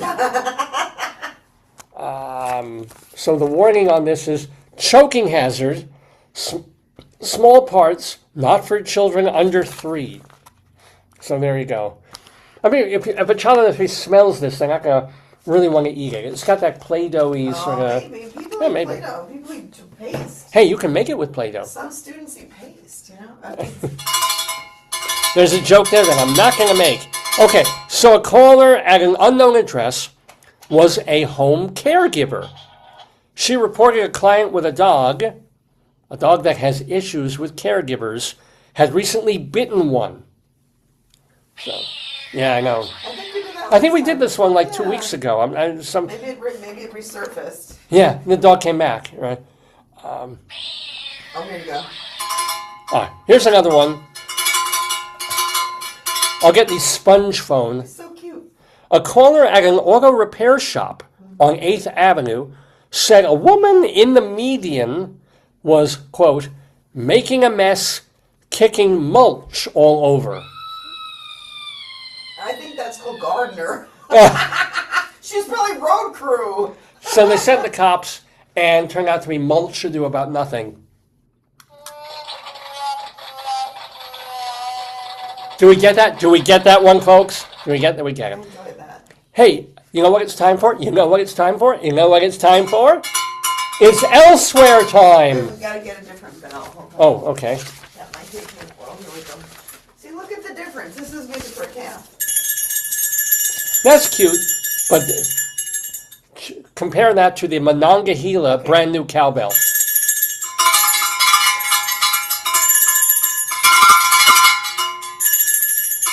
Yeah, one is a cow, one is a bull. Yes. Yeah, that's the difference right there. Or what? That could be a goat bell, the little one. I think it would definitely. But cows are loud. Like if you listen to cows when they move, they're so maybe this distracts them. Remember when we went to the sheep festival in Maryland? Oh my God, that was. Wait, I have the clip. Give me my phone. Yeah. Can we save it? I can delete it, but it should still be on there. But you talk about how located. Do you have a sheep to show them? Any kind of sheep? I don't know if we have. All the sheep that we collected, I sexually abused and then threw out. But what is it? When did we go? Do you recall when? Oh my gosh, it would have been, early spring, or was it early? I remember it was after a long rain. No, but is it like fall? Not July. No, July we went to the museum. Oh yeah, it was long before that. It was several months ago. It was the sheep festival, sheep shearing and sheep something in. It wasn't Columbia, but it was pretty. So basically, it was a place where people bought, sold wool and. February. I don't know. This is too. No.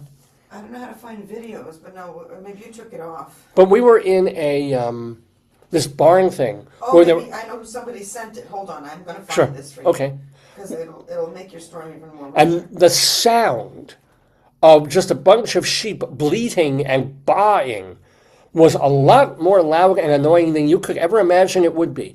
You think, oh, they're so cute, they're out in a field. You bring them into an enclosed area, and suddenly it's not like, meh, meh, meh. This lovely, bucolic, it's not suburban, but rural sounds that you hear. Okay, so, suddenly it's like, meh, meh.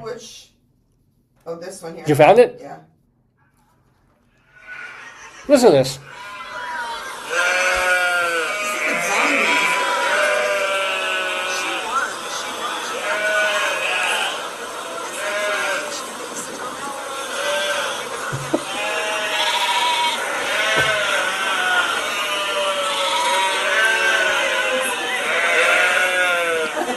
It's like a zombie convention. My wife is right. It's just like, Jesus.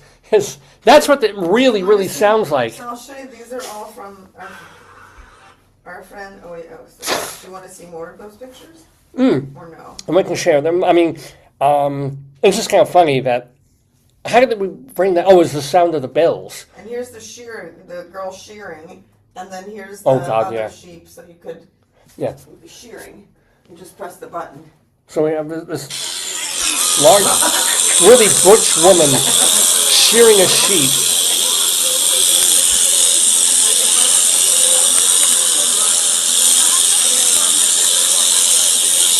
I hate it when she sort of nicks him, and I can't watch that. She's not hurting him at all. In fact, it was hot weather, and they were really helping them. Well, there's one more, but I think the sheep is sleeping. Let's see. Aww. Oh, he's chewing. She likes him chewing. The chewing is very cute. He's laying down chewing. Funny, he doesn't look Jewish. That's adorable. That is friggin' adorable. Yeah. Oh, let's watch that one again. Aww. And yet, hold on, it brings to mind that this is not so crazy. Listen. I have this one. No, it's actually not. There's a real screaming goat. But that's just how they normally talk. And I don't just mean Charlie Kirk's wife. But that's how they scream.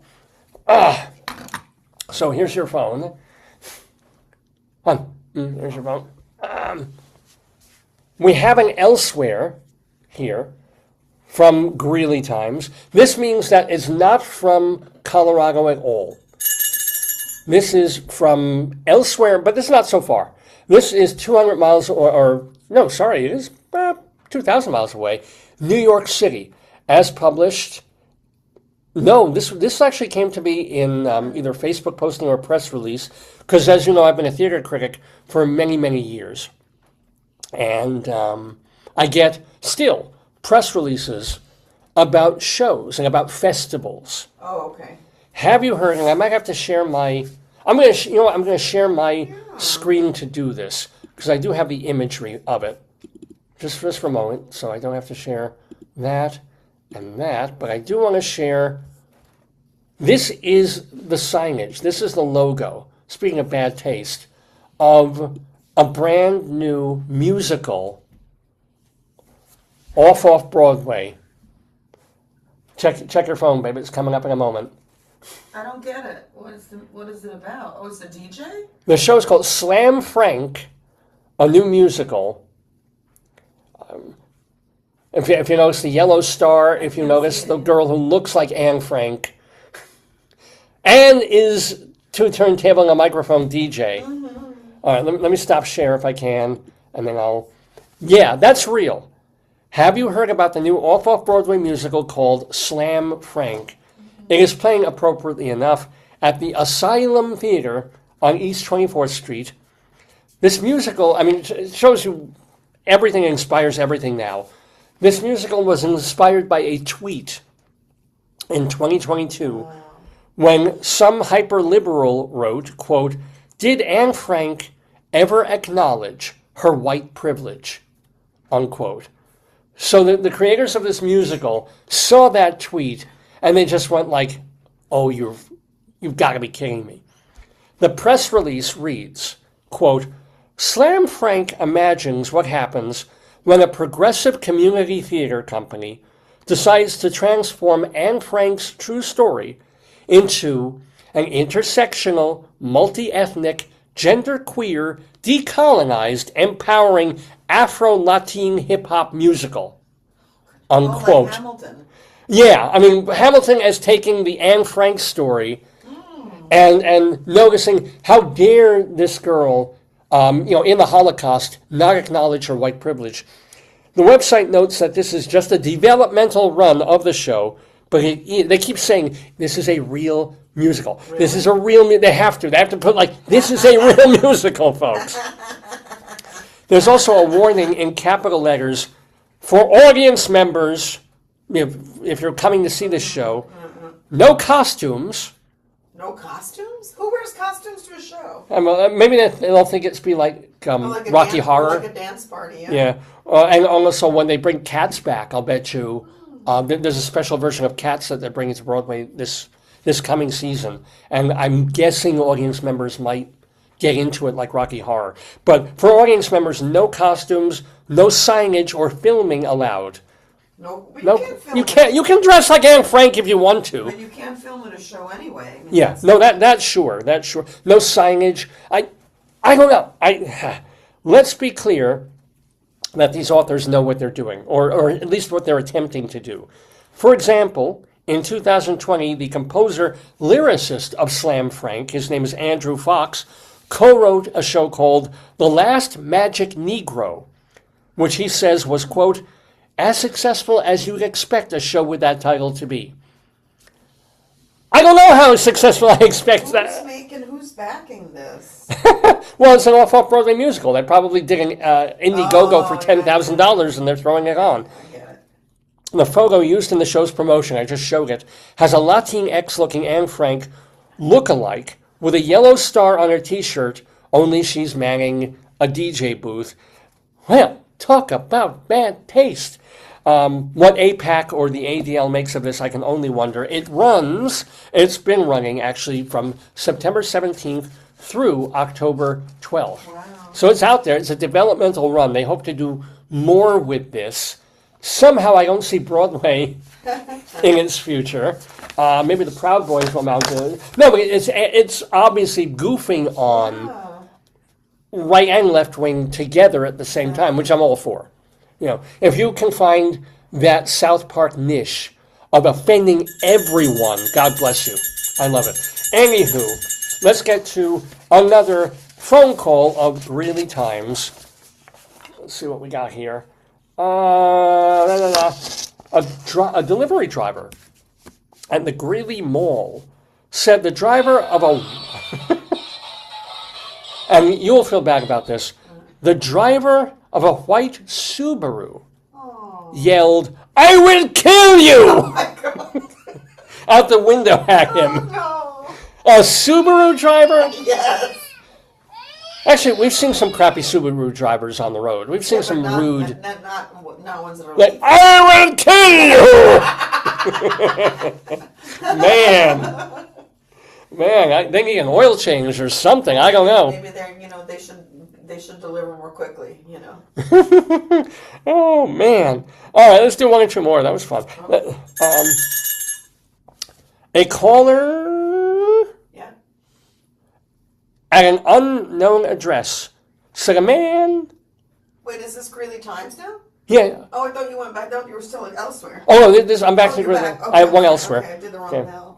A caller at an unknown address said a man whose pants kept falling down was standing in the caller's driveway. Right before... right before the caller hung up, the man began peeing on the caller's front steps. Which brings to mind... I spoke to my mom yesterday or 2 days ago. I call my mom once a week because I'm a reasonably decent son. And she always asks me, we talk about the animals in our backyard. Because she gets rabbits in her backyard and squirrels, but not much else. And I can always tell her, we live in this beautiful place. We get rabbits, we get squirrels, and we also have a fox that I saw. That's new, yeah. Yeah, and deer. Wow. And the groundhog that we haven't seen in 2 weeks. But I told the deer, I didn't really explain all of it, but just yesterday or 2 days ago, a deer and her 2 children, who are not that young anymore, they're missing the spots now, they just leap into our backyard, and the cubs, what do they call them, the does or the baby deer, are all over her. 2 of them together are gang banging her udders. I don't know if she has udders, or either that or they're on her vagina. Whatever thing they get milk out of a deer from. They're just like, and she's like, help! She's like, they're literally going mad for whatever she's got in there. Yeah. And then she feeds them. It's fine. They go strolling around for another minute. And then one by one, each of them start shitting in our backyard. First, the mama just turns around. I'm looking at her ass. I can see her asshole opening up and the poop streaming from her. And this, I guess, tells the kid, this is a good, safe spot, kids. Go ahead. And one of the baby deer just turns and goes, clip, clip, clip, clip, clip. And another baby deer is in the shrubs, eating our leaves. Turns her ass, and I clip, clip, clip, clip, clip, clip, clip. So I'm like, I wonder why portions of our lawn are yellow. It should function as manure, but I don't think so. The yellow parts there, wee. Oh, maybe. But I'm like, Thank you, guys. Thank you for being so visual with your beautifulness and with that fun thing of watching them feed and then clap, clap, clap, clap, clap. Unbelievable. Anywho, you ever notice you never see a squirrel take a shit? Squirrels, bunnies, maybe because they're so low to the ground, you don't actually see it happening. They're just standing there. You don't know the tail is covering everything. Deer, you see it. Yeah. Deer is like, they're at it again. They're making it happen. Anywho, let's do one more. So that a caller at a daycare. Oh, wait.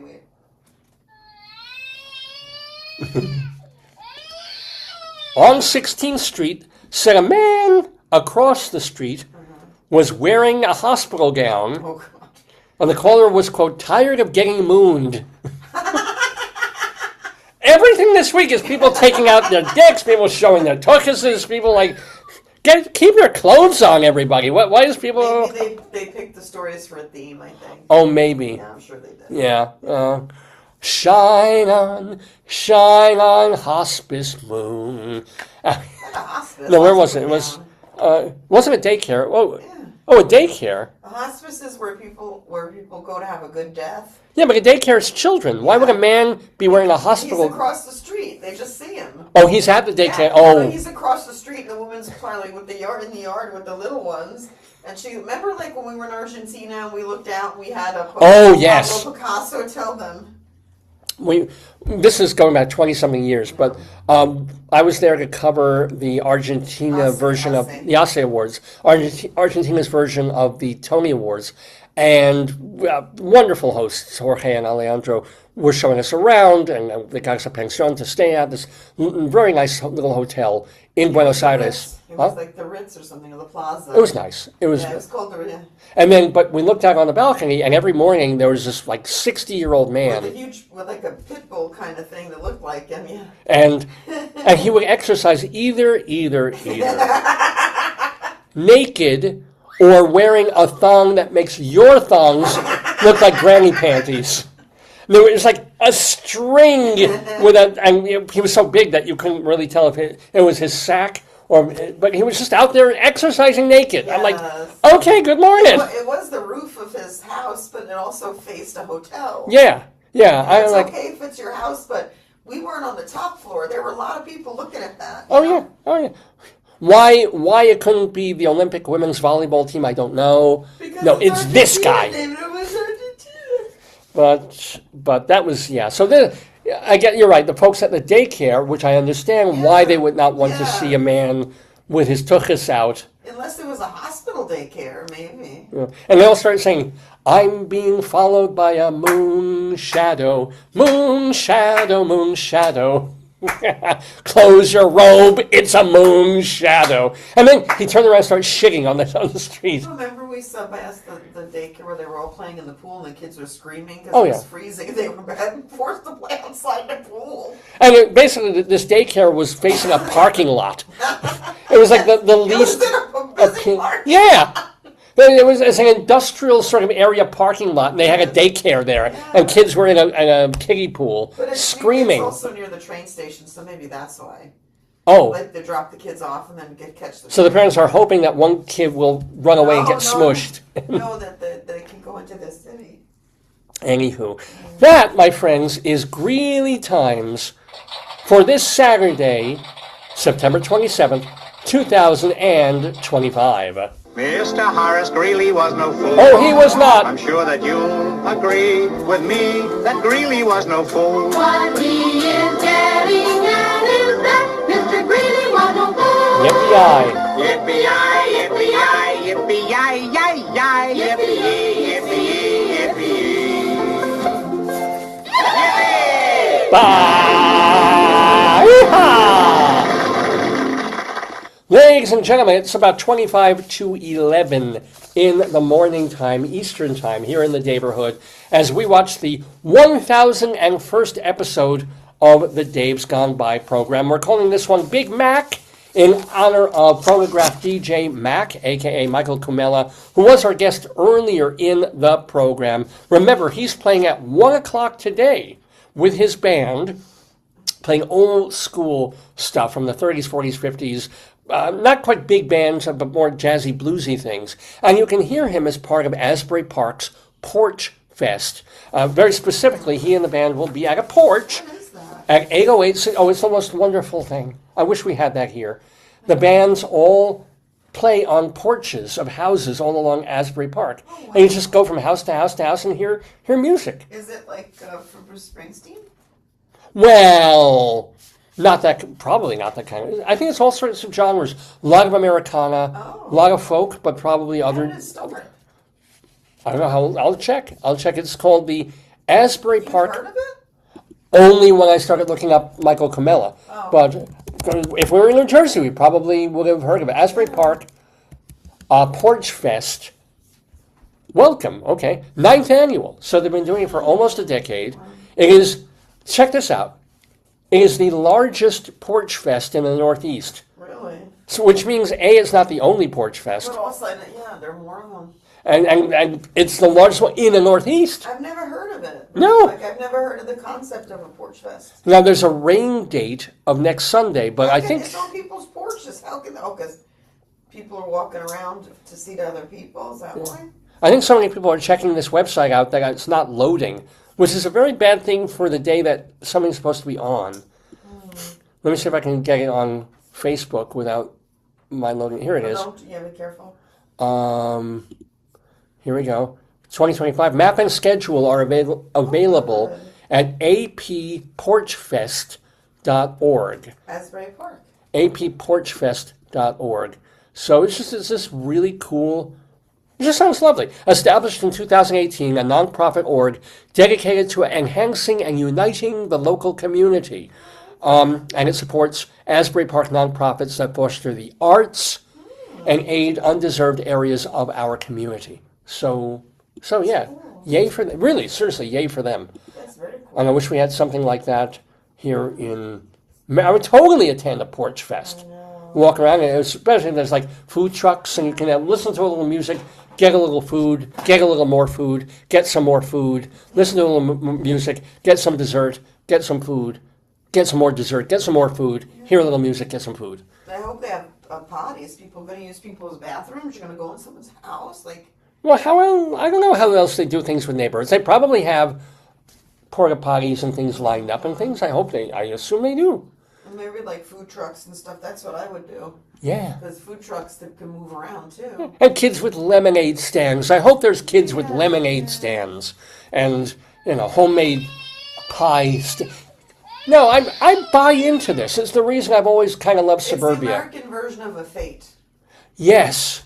Yes. A block party. And it is fate if you go today to the Asbury Park Porch Fest in Asbury Park, New Jersey. I doubt Bruce Springsteen will be there or be there playing, but you never know. Yeah, They can always say, no, Bruce Springsteen has no plans to play here today. He should be. That's who always sings about it. That's his home, right? Yeah, he should. I mean, but no, don't expect that. But expect some really great music from what's his band? It's called Blues Collective, and they're playing at 1:00 today. So we thank him for being in the Daverhood with us. As far as other stuff we have to do, we still have our Colorado Limerick of the Damned, and we have Dave's Big Dictionary. I also want to read some nice notes that I got from the folks who appeared on our program last week for our very special episode of The Shy.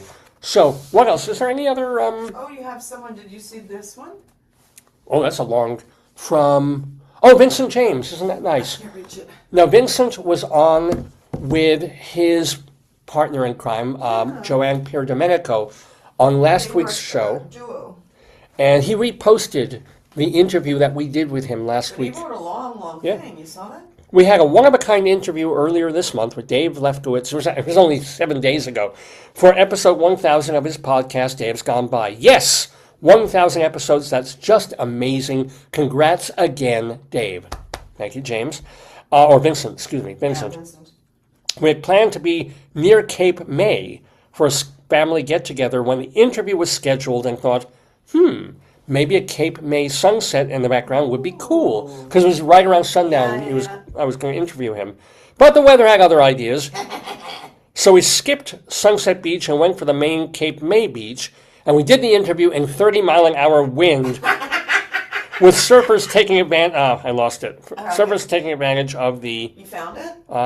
Nope, lost it. I'll give it to But you. thank you. No, I'll give it to Vincent. you. You got to read the end of it. Hold on. You don't know how to use technology. Absolutely not. I'm like Michael Cumella. I want it on a Victrola. I want my texts on an Edison cylinder. Don't mess it up. Here we go. So, if you watched the interview last week, you saw they were just trying to stand on a beach. I couldn't hear what he was saying. Yeah. The wind was blowing like crazy, but it was lovely to look at because there was all the surfing stuff going on. Surfers taking advantage of the waves behind us is a short interview, so check it out. You'll see I'm practicing my drum on anything with anything from anywhere for this clip. Fortunately, the drums didn't get too wet. Unfortunately, we couldn't really hear the drums because frickin' Zoom cuts half the music and noise stuff out, even if you want it there. But anywho, we thank them for... Was that one of the ones you were going to read? No, I didn't get that one. Okay. I got a couple of others. Let me do that now, as a matter of fact. This is Dave Takes a Victory Lap after last week's mega show. So, Vincent did write to me. Thanks so much, Dave. And wow, it's a 9-hour episode to celebrate 1,000. Definitely take a break after this one. Thanks again for including us and for the fun you bring to the Daverhood audience. Well, thank you again to Vincent, James, and Joanne there at Keeping Music Alive. Moshe Denberg wrote to us and said, wow, Dave, 9+ hours. Yep, totally celebratory. Great show. And had I known the shofar would cut out after half a tequila, I might have pre-recorded it. Yeah, that was, he played, Moshe was there with the thing, and it, yeah. You know how it goes, David. But it all worked out. Wishing you and your family a Shana Tova. That's showbiz. It really is. Wishing you and your family a Shana Tova Umatuka, Mitsuka, a happy New Year and a sweet New Year, and a good und Zissen Jahr, a good and healthy year. Or Zissen? I guess Zissen is happy. But be well, my friend, Moshe Denberg. Beck Lee, who told maybe the best story of all of the panelists, all of the guests on last week's show, where he was talking about how he got into a little bit of trouble. Is that real? Oh, that's true. Yeah. But what possessed him? I still don't understand. I don't know. I don't understand why he did it. Like, you got to go back and hear the interview. What was his meaning? I don't understand why he's very established. He has his all things, right? Mm-hmm. Why would he do that? I don't. Because you get into the Carnival Barker hucksterism of I'm the promoter and we have an opportunity here and it's almost being snatched away from us. But if I just do a little finessing, I can. Why did he do it? Yeah, I mean it's sort of like if you believe him, and I do. Yeah. They had, Joan Rivers was going to record a pitch, a plug for the show he was promoting. Mm-hmm. We have to go right today. We have to go somewhere here.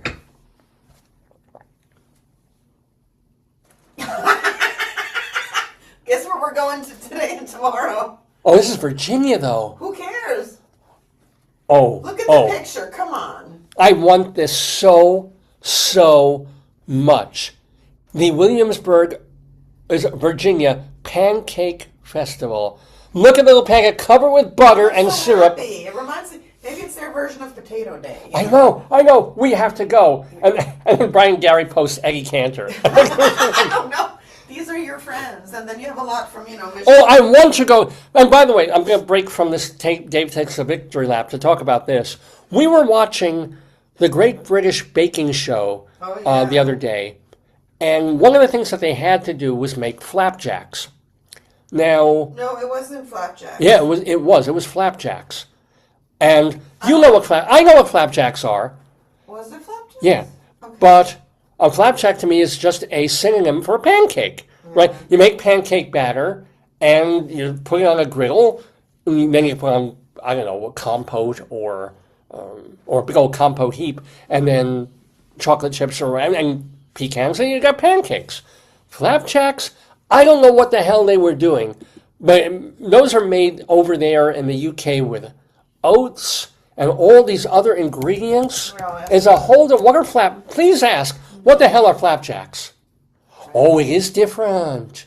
Oh, you found it? In the United States, according to AI, okay, a flapjack is another name for a pancake. Okay. However, in the United Kingdom, a flapjack is an entirely different food. It's a chewy baked bar. It looked like a Rice Krispie. It's like granola. It's like a Rice Krispie treat. Yeah, made primarily of rolled oats, butter, and golden syrup. Oh, wow. So the meaning really depends on location. Wow. So then why do we call pancakes flapjacks? I don't know. I don't know, honestly. But they're British flapjacks. Why do Americans call pancakes flapjacks? Because Americans are idiots. The term originated in England in the 1600s with flap, referring to the way the batter moves. Okay, oh, yeah. And is tossed in the pan. And jack, referring to a common name for an ordinary, simple, common man or object. Oh, so like an everyday breakfast. Jack of all trades, Yeah, right? but I don't think people are making them every day, right? So the word describes a simple, humble, flat cake. Well, yeah, I mean, pancakes, if you make the batter up, is a fairly simple procedure. That's true. But now in the UK, it refers to a baked oat bar. Very, very different. Yeah. Because my wife and I were looking at each other while we were watching this Great British Baking Show. What are they doing? It's a pancake. Why are they making them make pancakes? That's too Oh, I got so angry. Oh, I got so mad. We're very mad. I kicked through 2 computer screens. I was so upset at the ruining the great idea of a great American pancake. Anywho, we're going through some of the wonderful things that people said about our show last week. Oh, so I was telling you about Beck Lee and his true story and his very abnegating story about how he did a little finesse and finagle and had to get out of publicity for a while because he did something not so good with Joan Rivers' voice or non-voice. Go back, go to davesgoneby.com. You can hear the interview. But he said it was fun doing our show, fun watching it. You guys were terrific. I like that you did everyone alphabetically. So he's been watching the show and bouncing around the alphabet a bit. I'll catch it a few more times to get through it. Great job. Thank you so much to Beck, who has brought us a lot of wonderful guests. Because as a press agent, he brings guests to our show. He never brought us Joan Rivers, alive or dead. That was fake. I know. I still don't understand why he did. I'd love to figure out with him what was that motivation. Because you get in a mindset of like, we can have Joan Rivers promoting this show. Get her on the radio. Yeah. And they almost did, but she died. Did he know her at all, or it was completely fake? Knew her well enough that he could ask her, and she agreed. She agreed to do it. She was going to do a radio spot saying how great My Son the Waiter, the off-Broadway show was. She died. So that morning, I don't want to tell the story again because Beck tells it, but she, when she died that morning, they had the studio booked. Oh, they faked the voice. That's yeah. Okay. That makes sense. Oh, that makes sense. He just made a fake story. Like he didn't even know her. No. And I thought he just made it, but I get it. But they got her, and then he told the New York Post. He impersonated her. Well, he knew someone who could impersonate Joan Rivers. There's a lot of, there's a lot, I can't, but there's a lot of people who can impersonate, I can't do it. My Joan Rivers sounds like Gilbert. But he did it.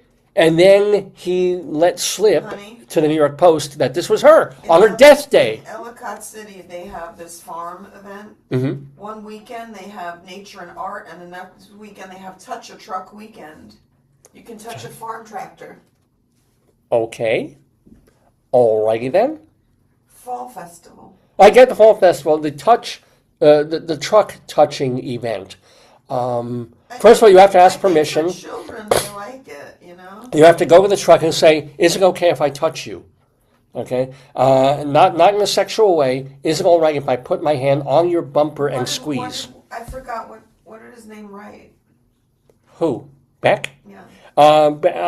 He said, "Just great job." And he's been trying to listen to the whole show, either bouncing from person to person or listening alphabetically to the guests. Well, as we always do with our archives on davesgoneby.com, we separate out the interviews as well as having the whole show saved.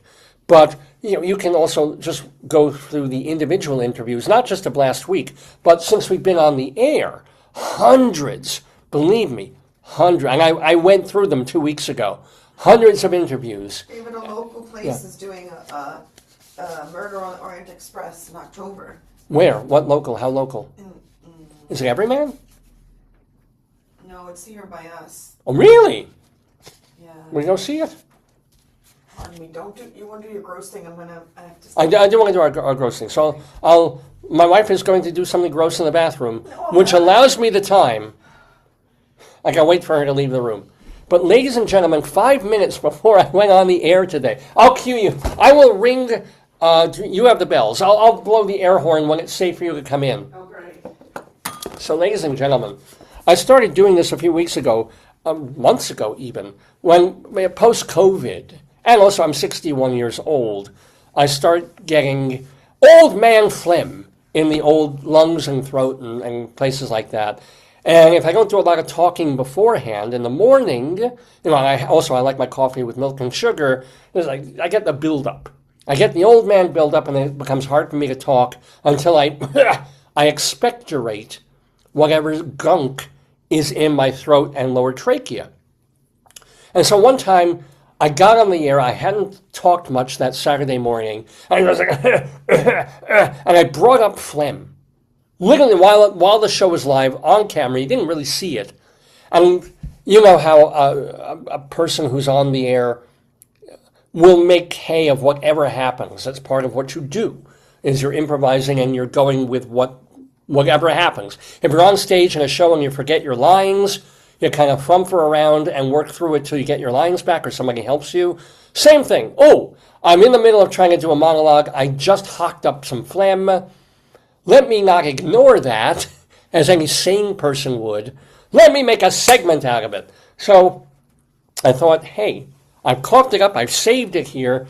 Let me look at it, share it, and even read it as if I were reading tea leaves or some kind of tarot thing.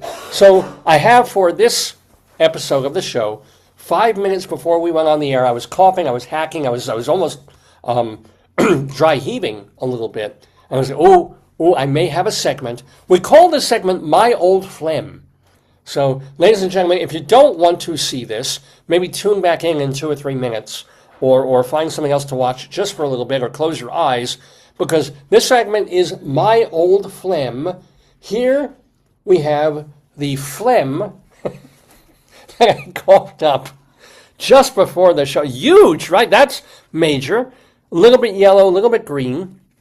It looks, it's funny, it looks so different to me on camera than when I see it, also because it's turned around, it's sort of the opposite, but to me, this absolutely looks like a freshwater fish in a fish tank.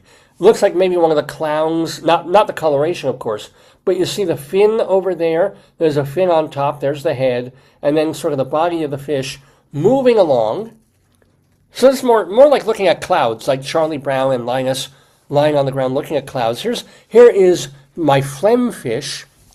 Let me see what that means to me, especially with this being the Jewish New Year now. If I can come up with some sort of meaning looking at my phlegm, what would a fish mean? A fish means that the tide may be choppy, that you may have waves, ladies and gentlemen, but for this week ahead, just keep swimming. Just keep plugging along like Nemo. Just make it through the waves, right? Just get through the current, the choppiness, the typhoons and the hurricanes and so. And if you can just keep swimming, you'll get through it to all this wide open napkin space. So here you are, little fish. You can do it. You can survive this, little baby phlegm fish. There you go. There you go. Yeah. You're watching Dave's Gone By and My Old Phlegm.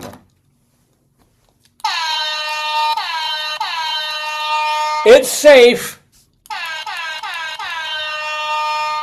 Yeah, it's not a segment my wife really appreciates. She tolerates some of the other things I do on here, but My Old Phlegm is certainly not her fave.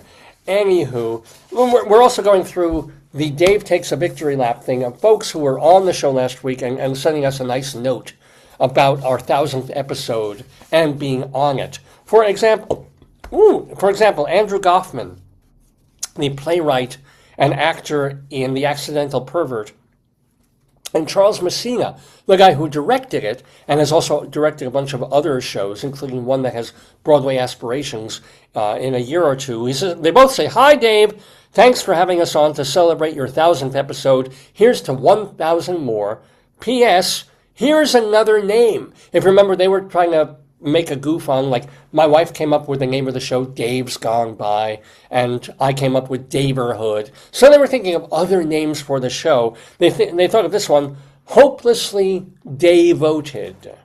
And that included one they did last week with the Dave Inchy Code. Yeah. Yeah.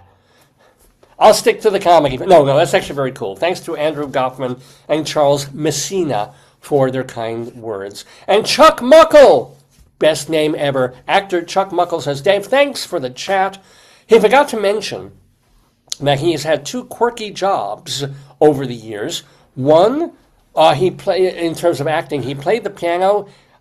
He was the piano-playing uncle in a Seth Rogen movie. And then the other is Jimmy Buffett's double on an episode of Blue Bloods.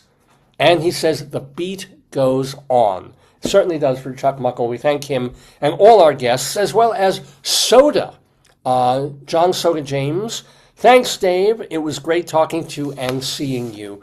You too, Soda. And thank you to all the folks who posted on Facebook under our big mega episode last week, as well as under the individual interviews that we've been posting on Facebook, Gesundheit, all week long.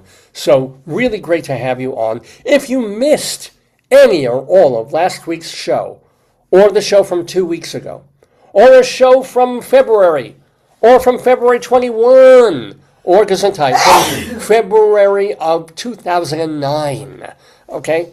24 years of episodes. Just go to davesgoneby.com. They're all there. That is where the archives reside. davesgoneby.com. It's all free, and the entire episodes are there. For the first 17 years we were on the air, it's audio only. We're a radio show. We still are. But last 7 years or so, we've been videoing everything. We've become a podcast on video. We've saved those too. Now, if you just care about the audio, if you just want to be out and about and listening, one great way to do that is to go to castbox.fm, and we have our audios there only. So last week's show is there, but it's just an MP3. It's just the audio that you can then walk around and listen to as a podcast. And we have our shows at archive.org. As I mentioned before, all our shows, all our interviews are archived there. Archive.org. Look for Dave's Gone By. We have our YouTube page, of course, and we have our Facebook page that you're watching now. We have an Instagram page, David.Lefkowitz. What else do we have? We're on Blue Sky now, Dave's Gone By. Most of that stuff is just promoting. It's the same stuff you're going to get either from my main website or from the Facebook page, Dave's Gone By. Anyway, it is just about 11 o'clock in the morning Eastern Time here in the Daverhood, live on this Saturday, September 27th, 2025. I'm Dave Lefkowitz. My wonderful wife is here with us. We still have a bit more program to do for you, including our Colorado Limerick of the Damned and Dave's Big Dick Shinary, which has to do with my taking a word and just having to expound on it off the top of my head. Try and be amusing and entertaining, even though there's no pre-planning, there's no thinking or bullet pointing or talking pointing. Just like, here's a word, Dave, go. So here's a word, Dave, and I'm going to go with it. The word is vociferous for Dave's Big Dictionary. Extra, tell all about it. It's Dave's Big Dictionary.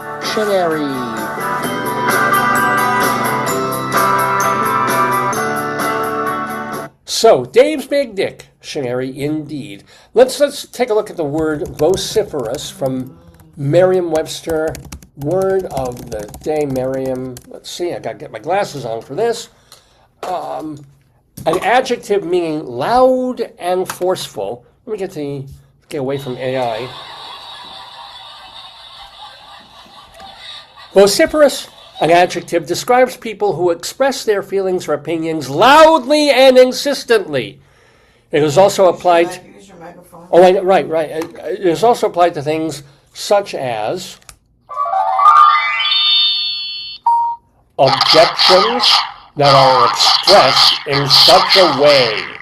We were vociferous in our support of the proposal. I hate the in context one. Did you know? Hear ye, to vociferate is to cry out loudly and insistently.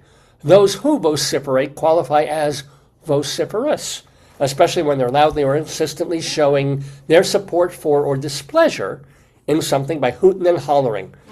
Both of those words, vociferate and vociferous, come from the Latin verb vociferare. I wish I were driving a vociferare.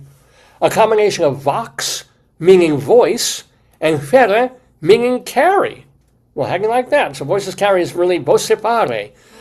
In addition to describing loud and insistent individuals and groups. Isn't that Amy Mann's song? Yeah, till Tuesday was the band. Vociferare.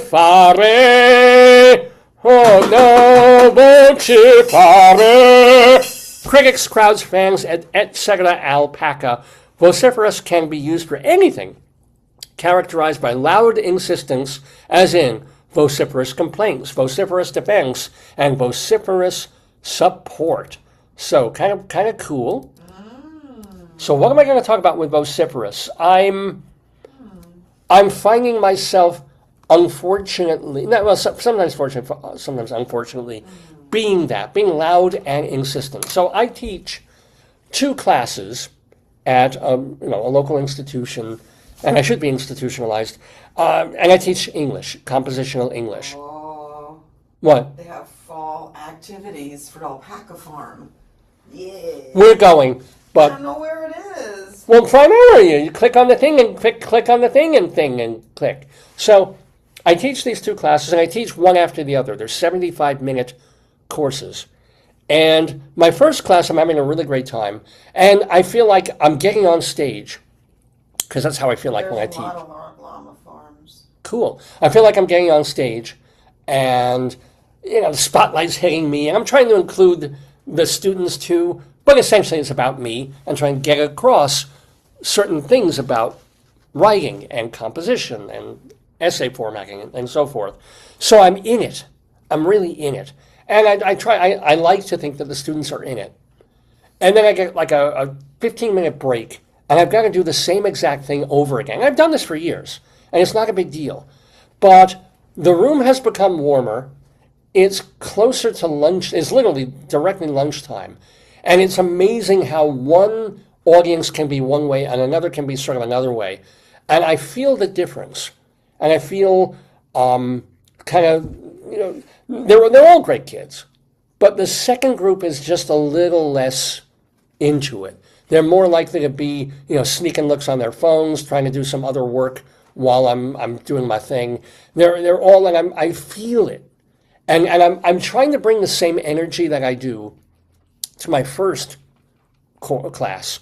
And what happens is I overtry. What happens is I start to get more insistent, more loud, more vociferous, whether I'm trying to get a point across or tell a joke. I'm not being angry or mean or anything. I'm just kind of like, I'm working harder to achieve the same effect. And all I'm doing, I feel, is pushing them away because I'm too insistent, I'm too energetic, I'm too loud, instead of trying to just let things flow and realize that some audiences are quieter. Some are paying attention, they're just not as like giving you the big eyes like, oh, I love you, you're my favorite professor ever look, right? So it's kind of, I feel that vociferousness sometimes in a negative way, that sort of, I'm pushing. And I can't help myself from pushing. And that probably I should take a breath and ease back and kind of mellow out and chill and have them come to me with their attention, with their feeling, with their, with their presence, as opposed to be like, okay, let's talk about ethos, pathos, and logos. It's like, And I've got to stop myself or pull the brakes on a little, which is, anybody who knows me knows that's really tough for me.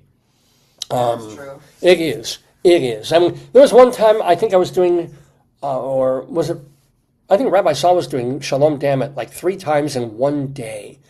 And by the third, but at least even there were like 2 hours between shows or something, as opposed to doing something and doing it right over again. That is tough. You either start to lose energy or you overcompensate for the loss of energy. So I'm working on that. But I think I am a very vociferous kind of personality. If you ask my opinion on something, it's not going to be like, yeah, okay, I kind of believe that. It's more like, oh my God, that's the greatest show ever. Oh, that sucked. Oh, I hate this. I hate it when the waiter brings this. I was like, oh, why did they do this? You're right? not lukewarm. Or, oh my God, an alpaca farm! I need this in my life! Oh, Pancake Festival! It's sort of like, it's so weirdly calibrated to how I actually feel. I'm so geared toward being performative that sometimes the performance becomes what I feel rather than what I actually feel. It's this very weird thing that happens to people who have been doing podcasts for 25 years, who've been actors for 35, 40 years. You're just kind of, you don't know where you begin and the you that you're putting out there ends. Because you want to be the you that you're putting out there, but then you're pushing the out there you to an extent where like, oh my God, why am I so big? Why am I shouting? I just want to be in a room alone reading or working or something. And yet, I've got to capture these people. Oh, I'm talking to a neighbor. Let me make 25 jokes, I am a vociferous person, for better and I guess worse, and better, because it's kept me on the air doing this for 1,000 times. So sometimes being vociferous is helpful and good. If I weren't, I'd probably maybe make Michael Cumella's decision to be like, well, why am I still doing this? Just getting on the air, talking, yapping, not playing music because I can't on Facebook and YouTube. So what am I doing? And yet, if I'm vociferous, I'm like, hello, everybody, good morning. There goes the Daverhood, right? So, good and bad. You own it. I am. I think I'm owning it pretty strongly. So, ladies and gentlemen, llama festivals I'm looking up. Where? Everywhere. It's baby llama season apparently. I mean, that's pretty cool. See, notice the face that I'm making when she says baby llama season. I'm like, I don't really give a fuck. Llamas are cute. Baby llamas are cute. In my internal heart of hearts, it's like, okay, llamas are cute. I've seen llamas. I've seen llamas in person. I've seen them on YouTube. I don't really need to see any more fucking baby llamas. But my instant reaction to that is, llamas, we have to go now. So where is it? Everywhere. There are farms everywhere, yeah. Me want to. Oh, can you look up the Potato Day in Maryland? Okay. We were invited to that 2 years ago. Okay. When and where is Potato Day 2026 in Maryland? Oh, we missed it. How? When? St. Patrick's Potato Race, March 17th in Easton. And there's National Potato Day. Yeah, yeah. August 19th. Oh. But I don't see, let's see. Potato Festival in Maryland. Spudfest in Boonesboro. That's the one, is it? Spudfest. Because it's like 3 hours drive from here, but... Spudfest in Boonesboro. It was in August. Yeah. A living history event. That's when I think potatoes are harvested. Additionally, the Southern Peach Barbecue Soul in Sweetland held a week-long potato fest. Oh, we gotta go there. In September, and Giffords Farm in Rising Sun, Maryland has an annual fall fest, a.k.a. Potato Weekend. When? In November. November! Oh! Look it up. We are going! Hold on. We're going! We're camping out! Here, David, here. So this is in... Oh, yeah. Potato. He hasn't had his ketchup yet today. Yeah. Do it like the baby deer. Hold on.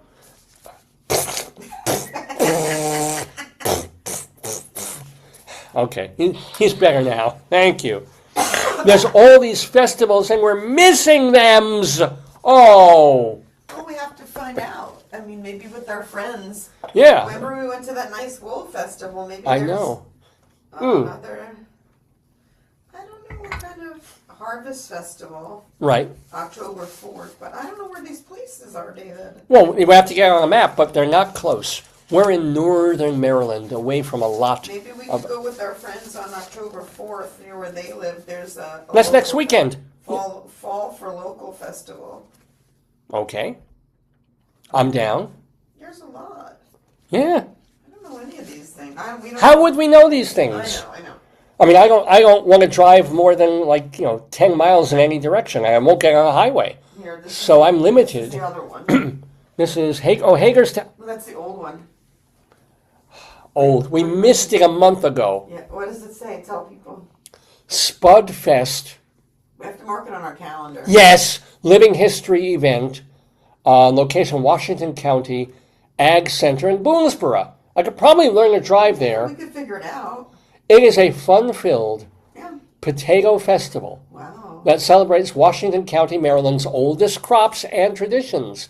Like what, Children's what do they potato. do? Yeah. This is great. Children's potato picking, and they misspelled potato. Oh. Honest to God, this is the English teacher in me again. Here, it's the Dan Quayle thing. They're not going to let us in. There's potato with an E, picking, and tractor pedal pull. Maybe they're picking potatoes, and maybe they're pulling. If they're pulling tractors, Yeah. Civil War era. What? There's a Civil War era pegging zoo. What does that mean? I don't know. Maybe this is like dead animals all over, strewn with bullets. That's a problem. Potato, and they spell potato. What happened to all of the potatoes I made from stockings for you? Remember, everyone was giving might me be in a stockings, box. and I was sewing all the potato Yeah. things because we saw them at the Centennial Village. Yeah. And you wanted them, I and did. then they're like, take one. And I'm like, no, I can make it. You I did. took pictures of it, and then I went home, and everyone gave me stockings, and I made it. Remember? You do realize that in my mother's house, there are 3 or 4 boxes still. Have her go downstairs and see. She could locate that. I don't want to make more of them. Yeah, no. Well, if we go to the by that point, maybe we can grab some more of the boxes and bring all our potatoes with us. But they keep misspelling potato. What is wrong with these people? Potato chip making demonstration. Oh, Why don't we're you gonna skip that. write them and give them the picture of you as an ambassador for Potato Day? Yes, maybe they can make me the ambassador next time. Well, you could wear the costume, and then you could tell them you could edit their stuff if they let you in for free. You could Yeah. edit their website. I will. Here, give it to me here. Yeah, they spell potato with an E on the end every Maybe that's how they time. spell it in Maryland. You don't know that. True. Oh, they have Airbnb. We'd have to get an Airbnb. Yes. Oh, there's a sweet potato festival. I once asked them, "Are you a sweet potato festival?" Yes, I am. Yeah, a lot of sweet potatoes. What food is served at a potato festival? What do you think? Let's see. Green beans. I said vociferously. Here's another one, the potato Yeah. Southern Peach Barbecue. That's the one. Yeah. Potato Fest is taken over. Yeah. Oh, look at that. They're showing all these images of. The potato would get Please don't. rather I'll upset. be screaming. Mommy, what are you looking at? Ketchup. Yeah, no, I know what ketchup looks like. That don't look like ketchup. That looks like chives, butter, and other things lying in the dead corpse of a family member. I love that potato. A dead corpse as opposed to what other kind of corpse potato? Go fuck yourself. All right, potato. I'm sorry, potato. I'm not trying to make fun of your dead family members. And I apologize. Yeah, you better. Okay. Ladies and gentlemen, you're watching, for whatever reason, you're still watching Dave's Gone By on this Saturday, September 27, 2025. So we just did Dave's Big Dictionary. We had that wonderful conversation with Michael Cumella, or a.k.a. Phonograph DJ Mac. And what else did we already do? We did Greeley Times as well. So what we have left really is just our Colorado Limerick of the Damned, and we have, I'll do a very quick Friends of the Daverhood. folks who've been on this program, and in particular who joined us last week during our 1000th episode. We're very grateful for that. We're grateful to everybody who's been on the show since we started back in October of 2002. So let's play our, where's our, hold on, our music for, let's have a little, got any Mozart? We do.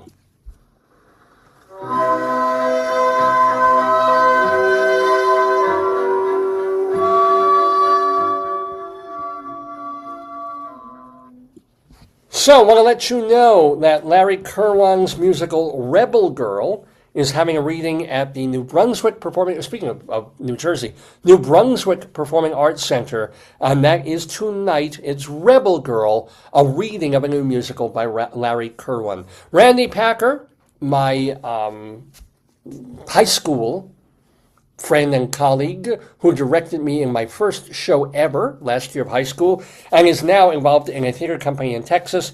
They're doing Incident at Vichy, one of Arthur Miller's lesser known but still very, very good plays. That's happening tonight. Also, it's at Theater Southwest in Houston, Texas. Want to let you know that Lloyd Ecker, so we interviewed Lloyd Ecker and I think his wife Sue years ago. I mean, I'm thinking it's almost a decade ago when they were trying to get their musical Last of the Red Hot Mamas a Broadway slot to get it to New York. They're still doing it, and now what they're doing is they've taken to Shark Tank. What? They're going on Shark Tank. It's going to air this Wednesday, pushing Last of the Red Hot Mamas. They're going on to have these guys invest in a show. Why not? I've never seen that, yeah. What a great idea. I mean, it's a first time. I don't know if it's the first time, but why the hell not? You're a Broadway producer. You have a good thing, and you have a thing that might make money, even though Broadway, especially musicals now, tend to be a losing proposition. Because it's usually for products, right? Exactly. Is that like a new Shark Tank for Why not? Why not? Something different, but it's going to have an uphill climb, because if they really do the math, the chances of even making your money back on a musical, especially when Betty Boop died on the vine, and some of these old, some like in Hot musicals did not make their money back even close. Wish them well. Wish them luck. If I were them, I would probably try and bring it to off-Broadway and then tour with it. But who knows? If I can see that episode of Shark Tank, I would. But good luck to Lloyd Ecker for Last of the Red Hot Mamas going on Shark Tank. Lucy Kaplansky is playing and singing at Manor Hill in Moncton in northern Maryland. That is happening this Friday. And then shout-outs to some of our usuals. Evan Seplow, founder and editor of StageBuddy.com. Vicky Quaddy, who does Late Night Catechism and other shows like Bible Bingo, Christmas Bingo, Easter Bingo, and Are You Smarter Than Your 8th Grade Nun? She was part of our episode last week. It was so great to see her. So yay to Vicky Quaddy. Go see her shows out in Chicagoland. And then David Kenny, Everything Old is New Again. Listen to his long-running show on WBAI, much longer than even this program has run. Wow. WBAI on Sunday evenings. And Eva Heinemann hosts her theater review show, High Drama, which you can watch on YouTube and also on Facebook. And those, my friends, are the friends of the Daverhood.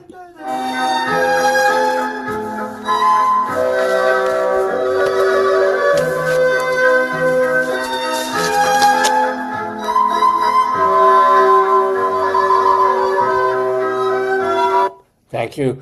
Thank you, Mozart. Well, it's 20 after 11, so we're rolling along here on Dave's Gone By. We do have one more official item, to take care of on this episode of the show, our 1001st, live on this Saturday, September 27, 2025. Let me get a little more light on before I put my glasses on. So, as I mentioned, my wife is grossed out by the segment that I did a little while ago. There's another that she actually tolerates and is surprisingly okay with, even though it's intentionally rude, vulgar, sick, tasteless, and so forth. but it's also creative and poetic.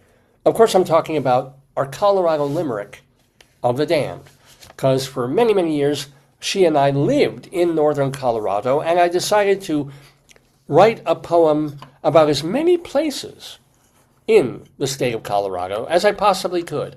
And while so much of Colorado is so beautiful, so many of these poems turn to viciousness, ugliness, deviant sexual practices, all of the above.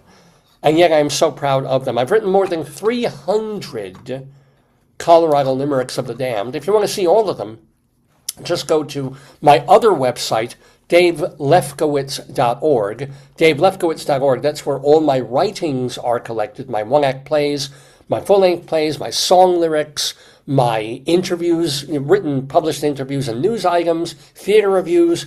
davelefkowitz.org is the place to go for all of that. Plus, just putting Limerick and ba-boom!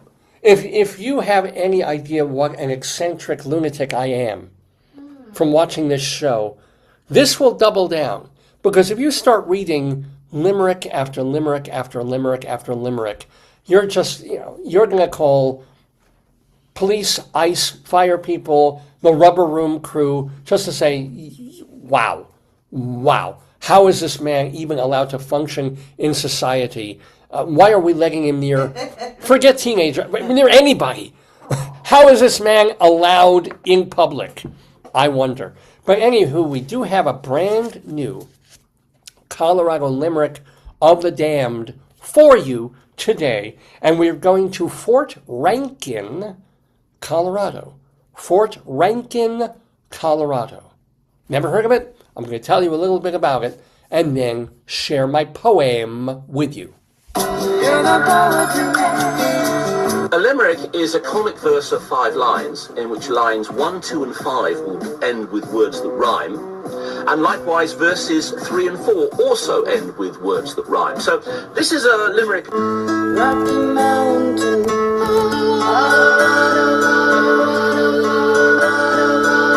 Yes, ladies and gentlemen, Colorado. It is for our Colorado Limerick of the Damned, Fort Rankin, Colorado. Let me tell you a little bit about it. It's also called Camp Rankin, and it's those are just 2 of the many names of what really we know as Fort Sedgwick. It was a military post in the 1860s in far northeastern Colorado, near present-day Julesburg. So back in the day, it was a rough place. A lot of skirmishes with the Native Americans who were there, difficult landscape, and soldiers, were there in this fort, and so many of them just deserted because they thought they'd have a better time and make better money working for the local mines. So not the easiest place to live or work or anything. Fort Sedgwick, a.k.a. Camp Rankin, a.k.a. Fort Rankin. Nothing remains of this fort. It's another ghost town. We have so many of them in our Colorado Limericks, but nothing remains except a marker.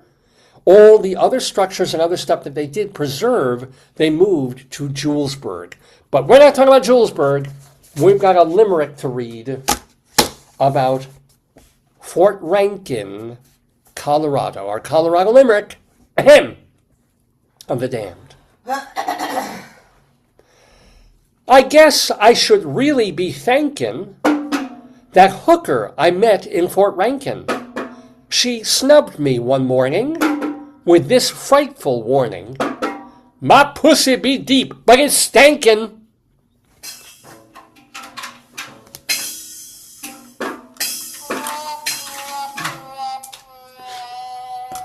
Yes, yet another Colorado Limerick of the Damned here on Dames Gone By. One of the reasons my wife married me is I'm creative. She's always said that. I may not make a decent living, I may be peripatetic in some of my pursuits, but by gosh, I'm creative. And there's the proof. I wrote that about a week ago. If you want to complain like that baby, Dave's Gone By at AOL.com is the place to do it. Dave's Gone By at AOL.com. I try and read every letter and message I get, positive and negative. I just appreciate the feedback and appreciate that people are listening to, watching the show, liking certain things, not liking certain others, making suggestions and stuff. It's pretty good. Pretty good to hear from all of you. davesgoneby@aol.com. You can also message me right on the Facebook page or post your messages under our older shows on our Facebook page. Remember also that we do have our Instagram page, david.lefkowitz. Remember that we have our our X feed, Radio Dave 2. We're on Blue Sky, Dave's Gone By, and our main page, davesgoneby.com. So many ways to keep track of and be part of, in your way, part of this program. This long-running program where we're just finishing our 1st episode with a 10 behind it. Yes, our 1001st episode of the show. So before we wrap up a bit early, Hung, is there anything that we haven't talked about? What did we do today? We worked, we talked, we shopped a little bit. Really not much that is occurring to me. I did want to apologize, I guess apologize is the word, that when going through so many of the guests that we had over the years on this show, to find people to invite, and I tried to invite pretty much everybody who's been on the show to be on our 1000th episode. I'm very disappointed that so many people didn't write back and didn't get in touch. But it was also the occasion to find out certain people that I was emailing or about to email are no longer with us. So we did lose Stacy Wiglitz, the songwriter. This was like a year or two ago. And I'm sorry I didn't know to tell people. And there were a couple of guests and authors and things who also ended up passing, whether this year or 2 or 3 years ago, and it never flew across my radar. I never got the proper chance to say farewell. So farewell if I tried to reach you for last week's episode and you couldn't make it. 79 people shared the guy with the The potato thing? No, I'm looking to see who was the most shared. Yeah. I can't, let's see. Wow, that's a ton of shares. Who do you think is the most shared? I would have guessed. 79 were Vincent James and Joanne. Wow. Beach.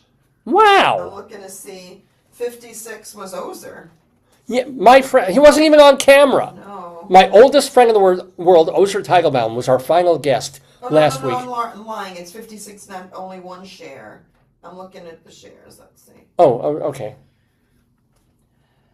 So far, that's the max. I'm going down everybody. Well, that's a ton of shares, though, for Vincent James and Joanne Pierdomenico.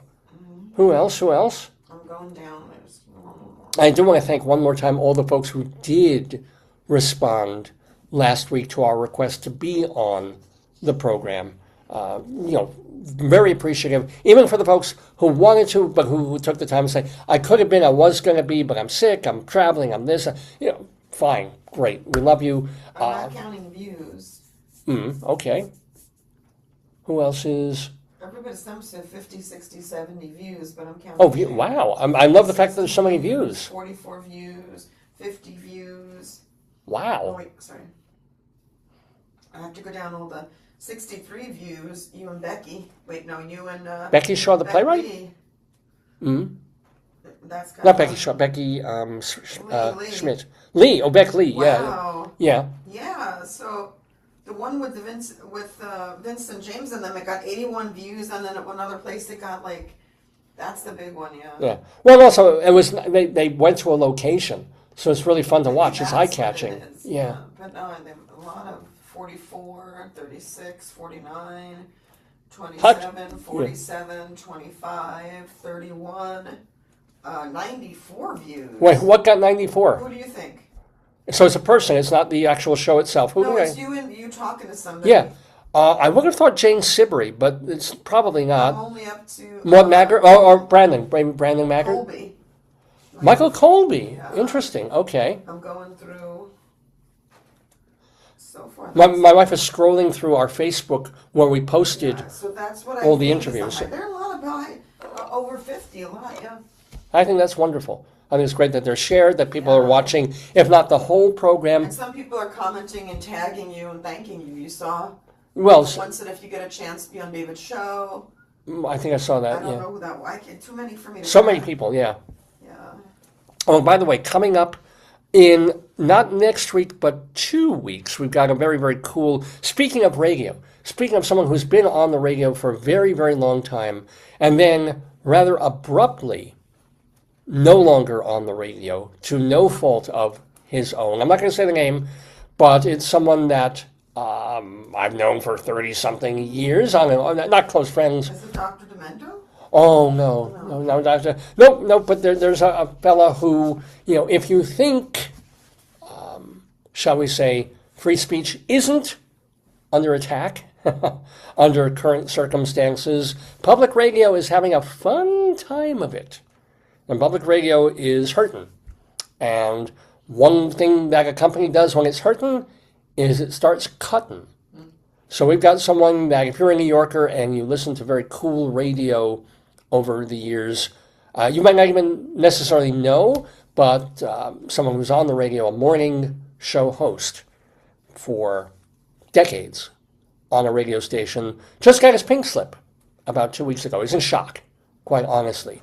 But he's still remaining chipper about it. I think he'll be devastated if the New York Mets don't make the play. If that happens, if the New York Mets don't, win the next 2 days and get knocked out of the playoffs, and this just happened to him, hide the cutlery in his house. But I won't say the name because, we're not totally solidified yet, but it looks like it's going to happen. He'll be on in about 2 weeks, talking radio, the good times, the bad times, and that should be a lot of fun. We're also, my God, been for a month and a half now trying to get this long-time TV host, very recognizable, particularly to a New York audience, and he's just had, I'll say it right here, whether he's lying about it or not, but a sinus condition and like getting over some cold that is just ruining his voice and his ability to do this. So he says. I'm taking him at his word because it's been weeks now. But he's still promising. We're still hoping to get him on the program. Again, I'm not going to mention names because I don't want to jinx anything. But we do have some very cool guests coming up in the hopper, assuming they work out. So, so be with us next Saturday, our first show in October of 2025. Let's see. It'll be October 4th.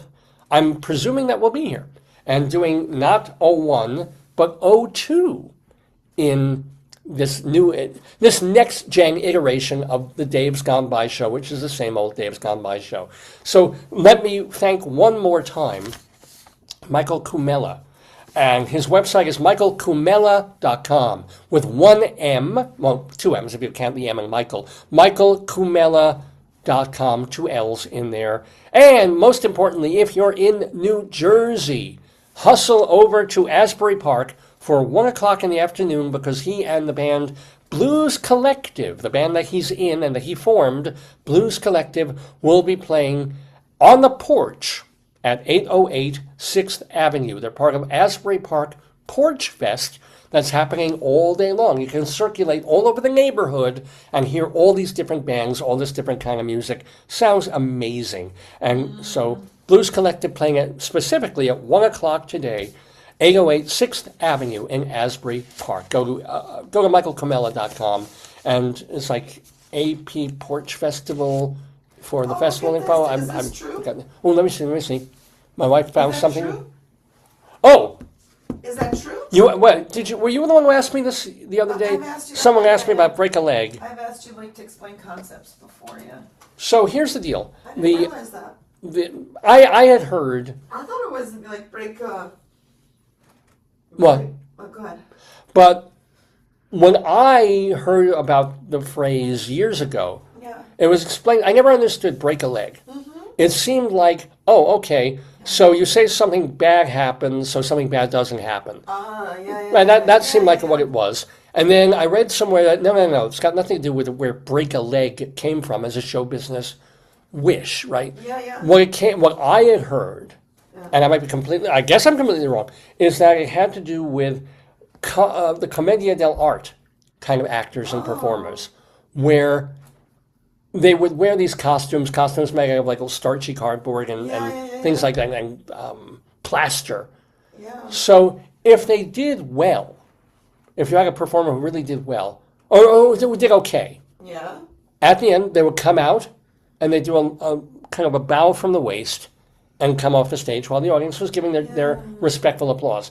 If the audience loved you, if they're like, yay, you had to take a deep bow.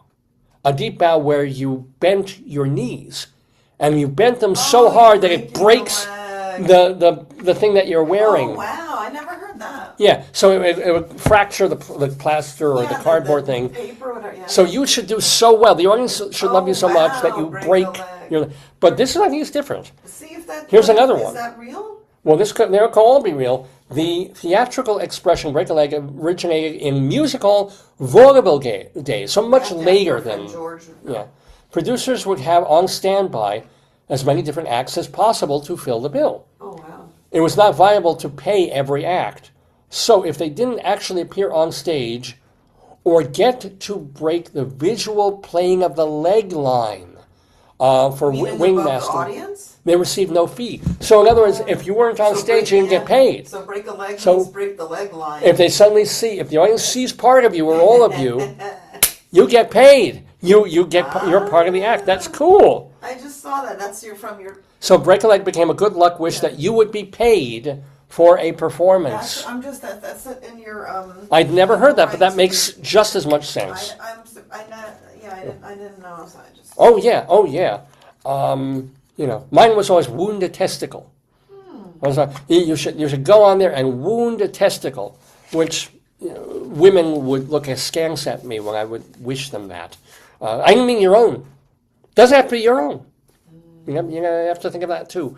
Anywho, I think I've broken several testicles here on this episode of the Dave's Gone By Show. Thank you one more time to Michael Cumella, a.k.a. Phonograph DJ Mac. And you can also go listen to his older shows, a lot of them on WFMU. Their archives are getting a little bit hinky at the station because they haven't kept them up sometimes, and there'll be a link and it'll be broken, but you can still find a lot of stuff. So check him out there, the Antique Phonograph Music Program on WFMU. And thank you so much to my darling and wonderful and adorable wife. And thank you to all the folks over the past week who wrote in complimenting me on my 1,000th episode. To all the folks who appeared on the episode or wrote about it, thank you. Really, really do appreciate it. Well, it is time for us to leave the hood of the Daver on this Saturday morning. It's a gray but not grim Saturday. Weather looks actually pretty nice out, so I'm looking forward to it. So I'm just going to wish you, as they say, a very happy Jewish New Year. Dip your apples, dip that honey. I compliment one of our local restaurants that isn't religious at all, but they have a neon signage outside, like a billboard. Not a bill. What do they call it? It's a sign. It's like a digital sign now. Yeah, a digital sign. And this time of year, and they always show... I thought you were going to talk about your apple tart that you had. Well, I can talk about that too. But the first thing that comes to mind is we always pass this restaurant. We should eat there more. But there always happens like spare ribs today, or prime rib, or, 5 types of whiskey today. And then they're always promoting what they've got. And the last week or so, it's been Jewish apple cake. I have no idea what the hell Jewish apple cake is, but Jewish apple cake as one of the things that they're promoting as a kind of a way to say, hey, Happy New Year. What is Jewish apple cake in Maryland?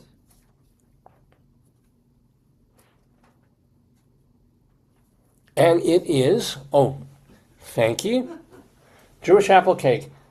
In Maryland and elsewhere, a dense dairy-free cake made with layers of apples and cinnamon in a tube pan, a staple in Ashkenazic households and popular during Rosh Hashanah. dairy-free, using oil instead of butter, Oh. and orange juice or water instead of milk. That's smart. So you can have it with That's really smart a to meat use meal. OJ, yeah. Yeah. Jewish apple cake. And speaking of apple cake, I had a delicious... well, you told me, the problem is we're watching the bake show, and so it always makes you want to eat everything baked, right? Yeah. And then we went to... we went to this complex where they have a couple of different restaurants. Oh, yeah. And one of them makes really great, it's expensive, but really good Good food. sandwiches, correct? And then, the other place we had, which looks like a hole in the wall, and they sell liquor, but if you go to a counter, they have really fine sandwiches. Oh, it's delicious. And then the other place that we usually go to... Well, you said to me, you Yeah. said, oh, I would like, I said, I'm going to get some desserty thing. I wanted some, like, chocolate. I really wanted a scone. You know, I like scones. And then I was like, what do you want? And you're like, I want a pie, a tart. But they had, like, blueberry. They had, like, all the cherry little pies and stuff. But you were like, oh, and when you said that, I wanted to get you something, like, not a brownie. Like, you don't really get brownies there. But you mentioned a tart or pie. And it was the right thing because we got this. It was just perfect. It was apples on top, but also an almond paste. Yeah, that's what he said. That they said they have to tell you because of in case you have allergy. But it had nuts. almond paste. Yeah, it was yummy. You had a piece. That, yeah, you had a chocolate chip cookie that was really good. So that what I would have liked is to have their lemon bar because somebody who made really good lemon bars. Somebody, maybe your aunt. Somebody in Colorado, they really were delicious. Yeah, but you don't like coconut. And no, but it would taste like lemon, but I don't want the coconut. And they said they always make it that way. Yeah.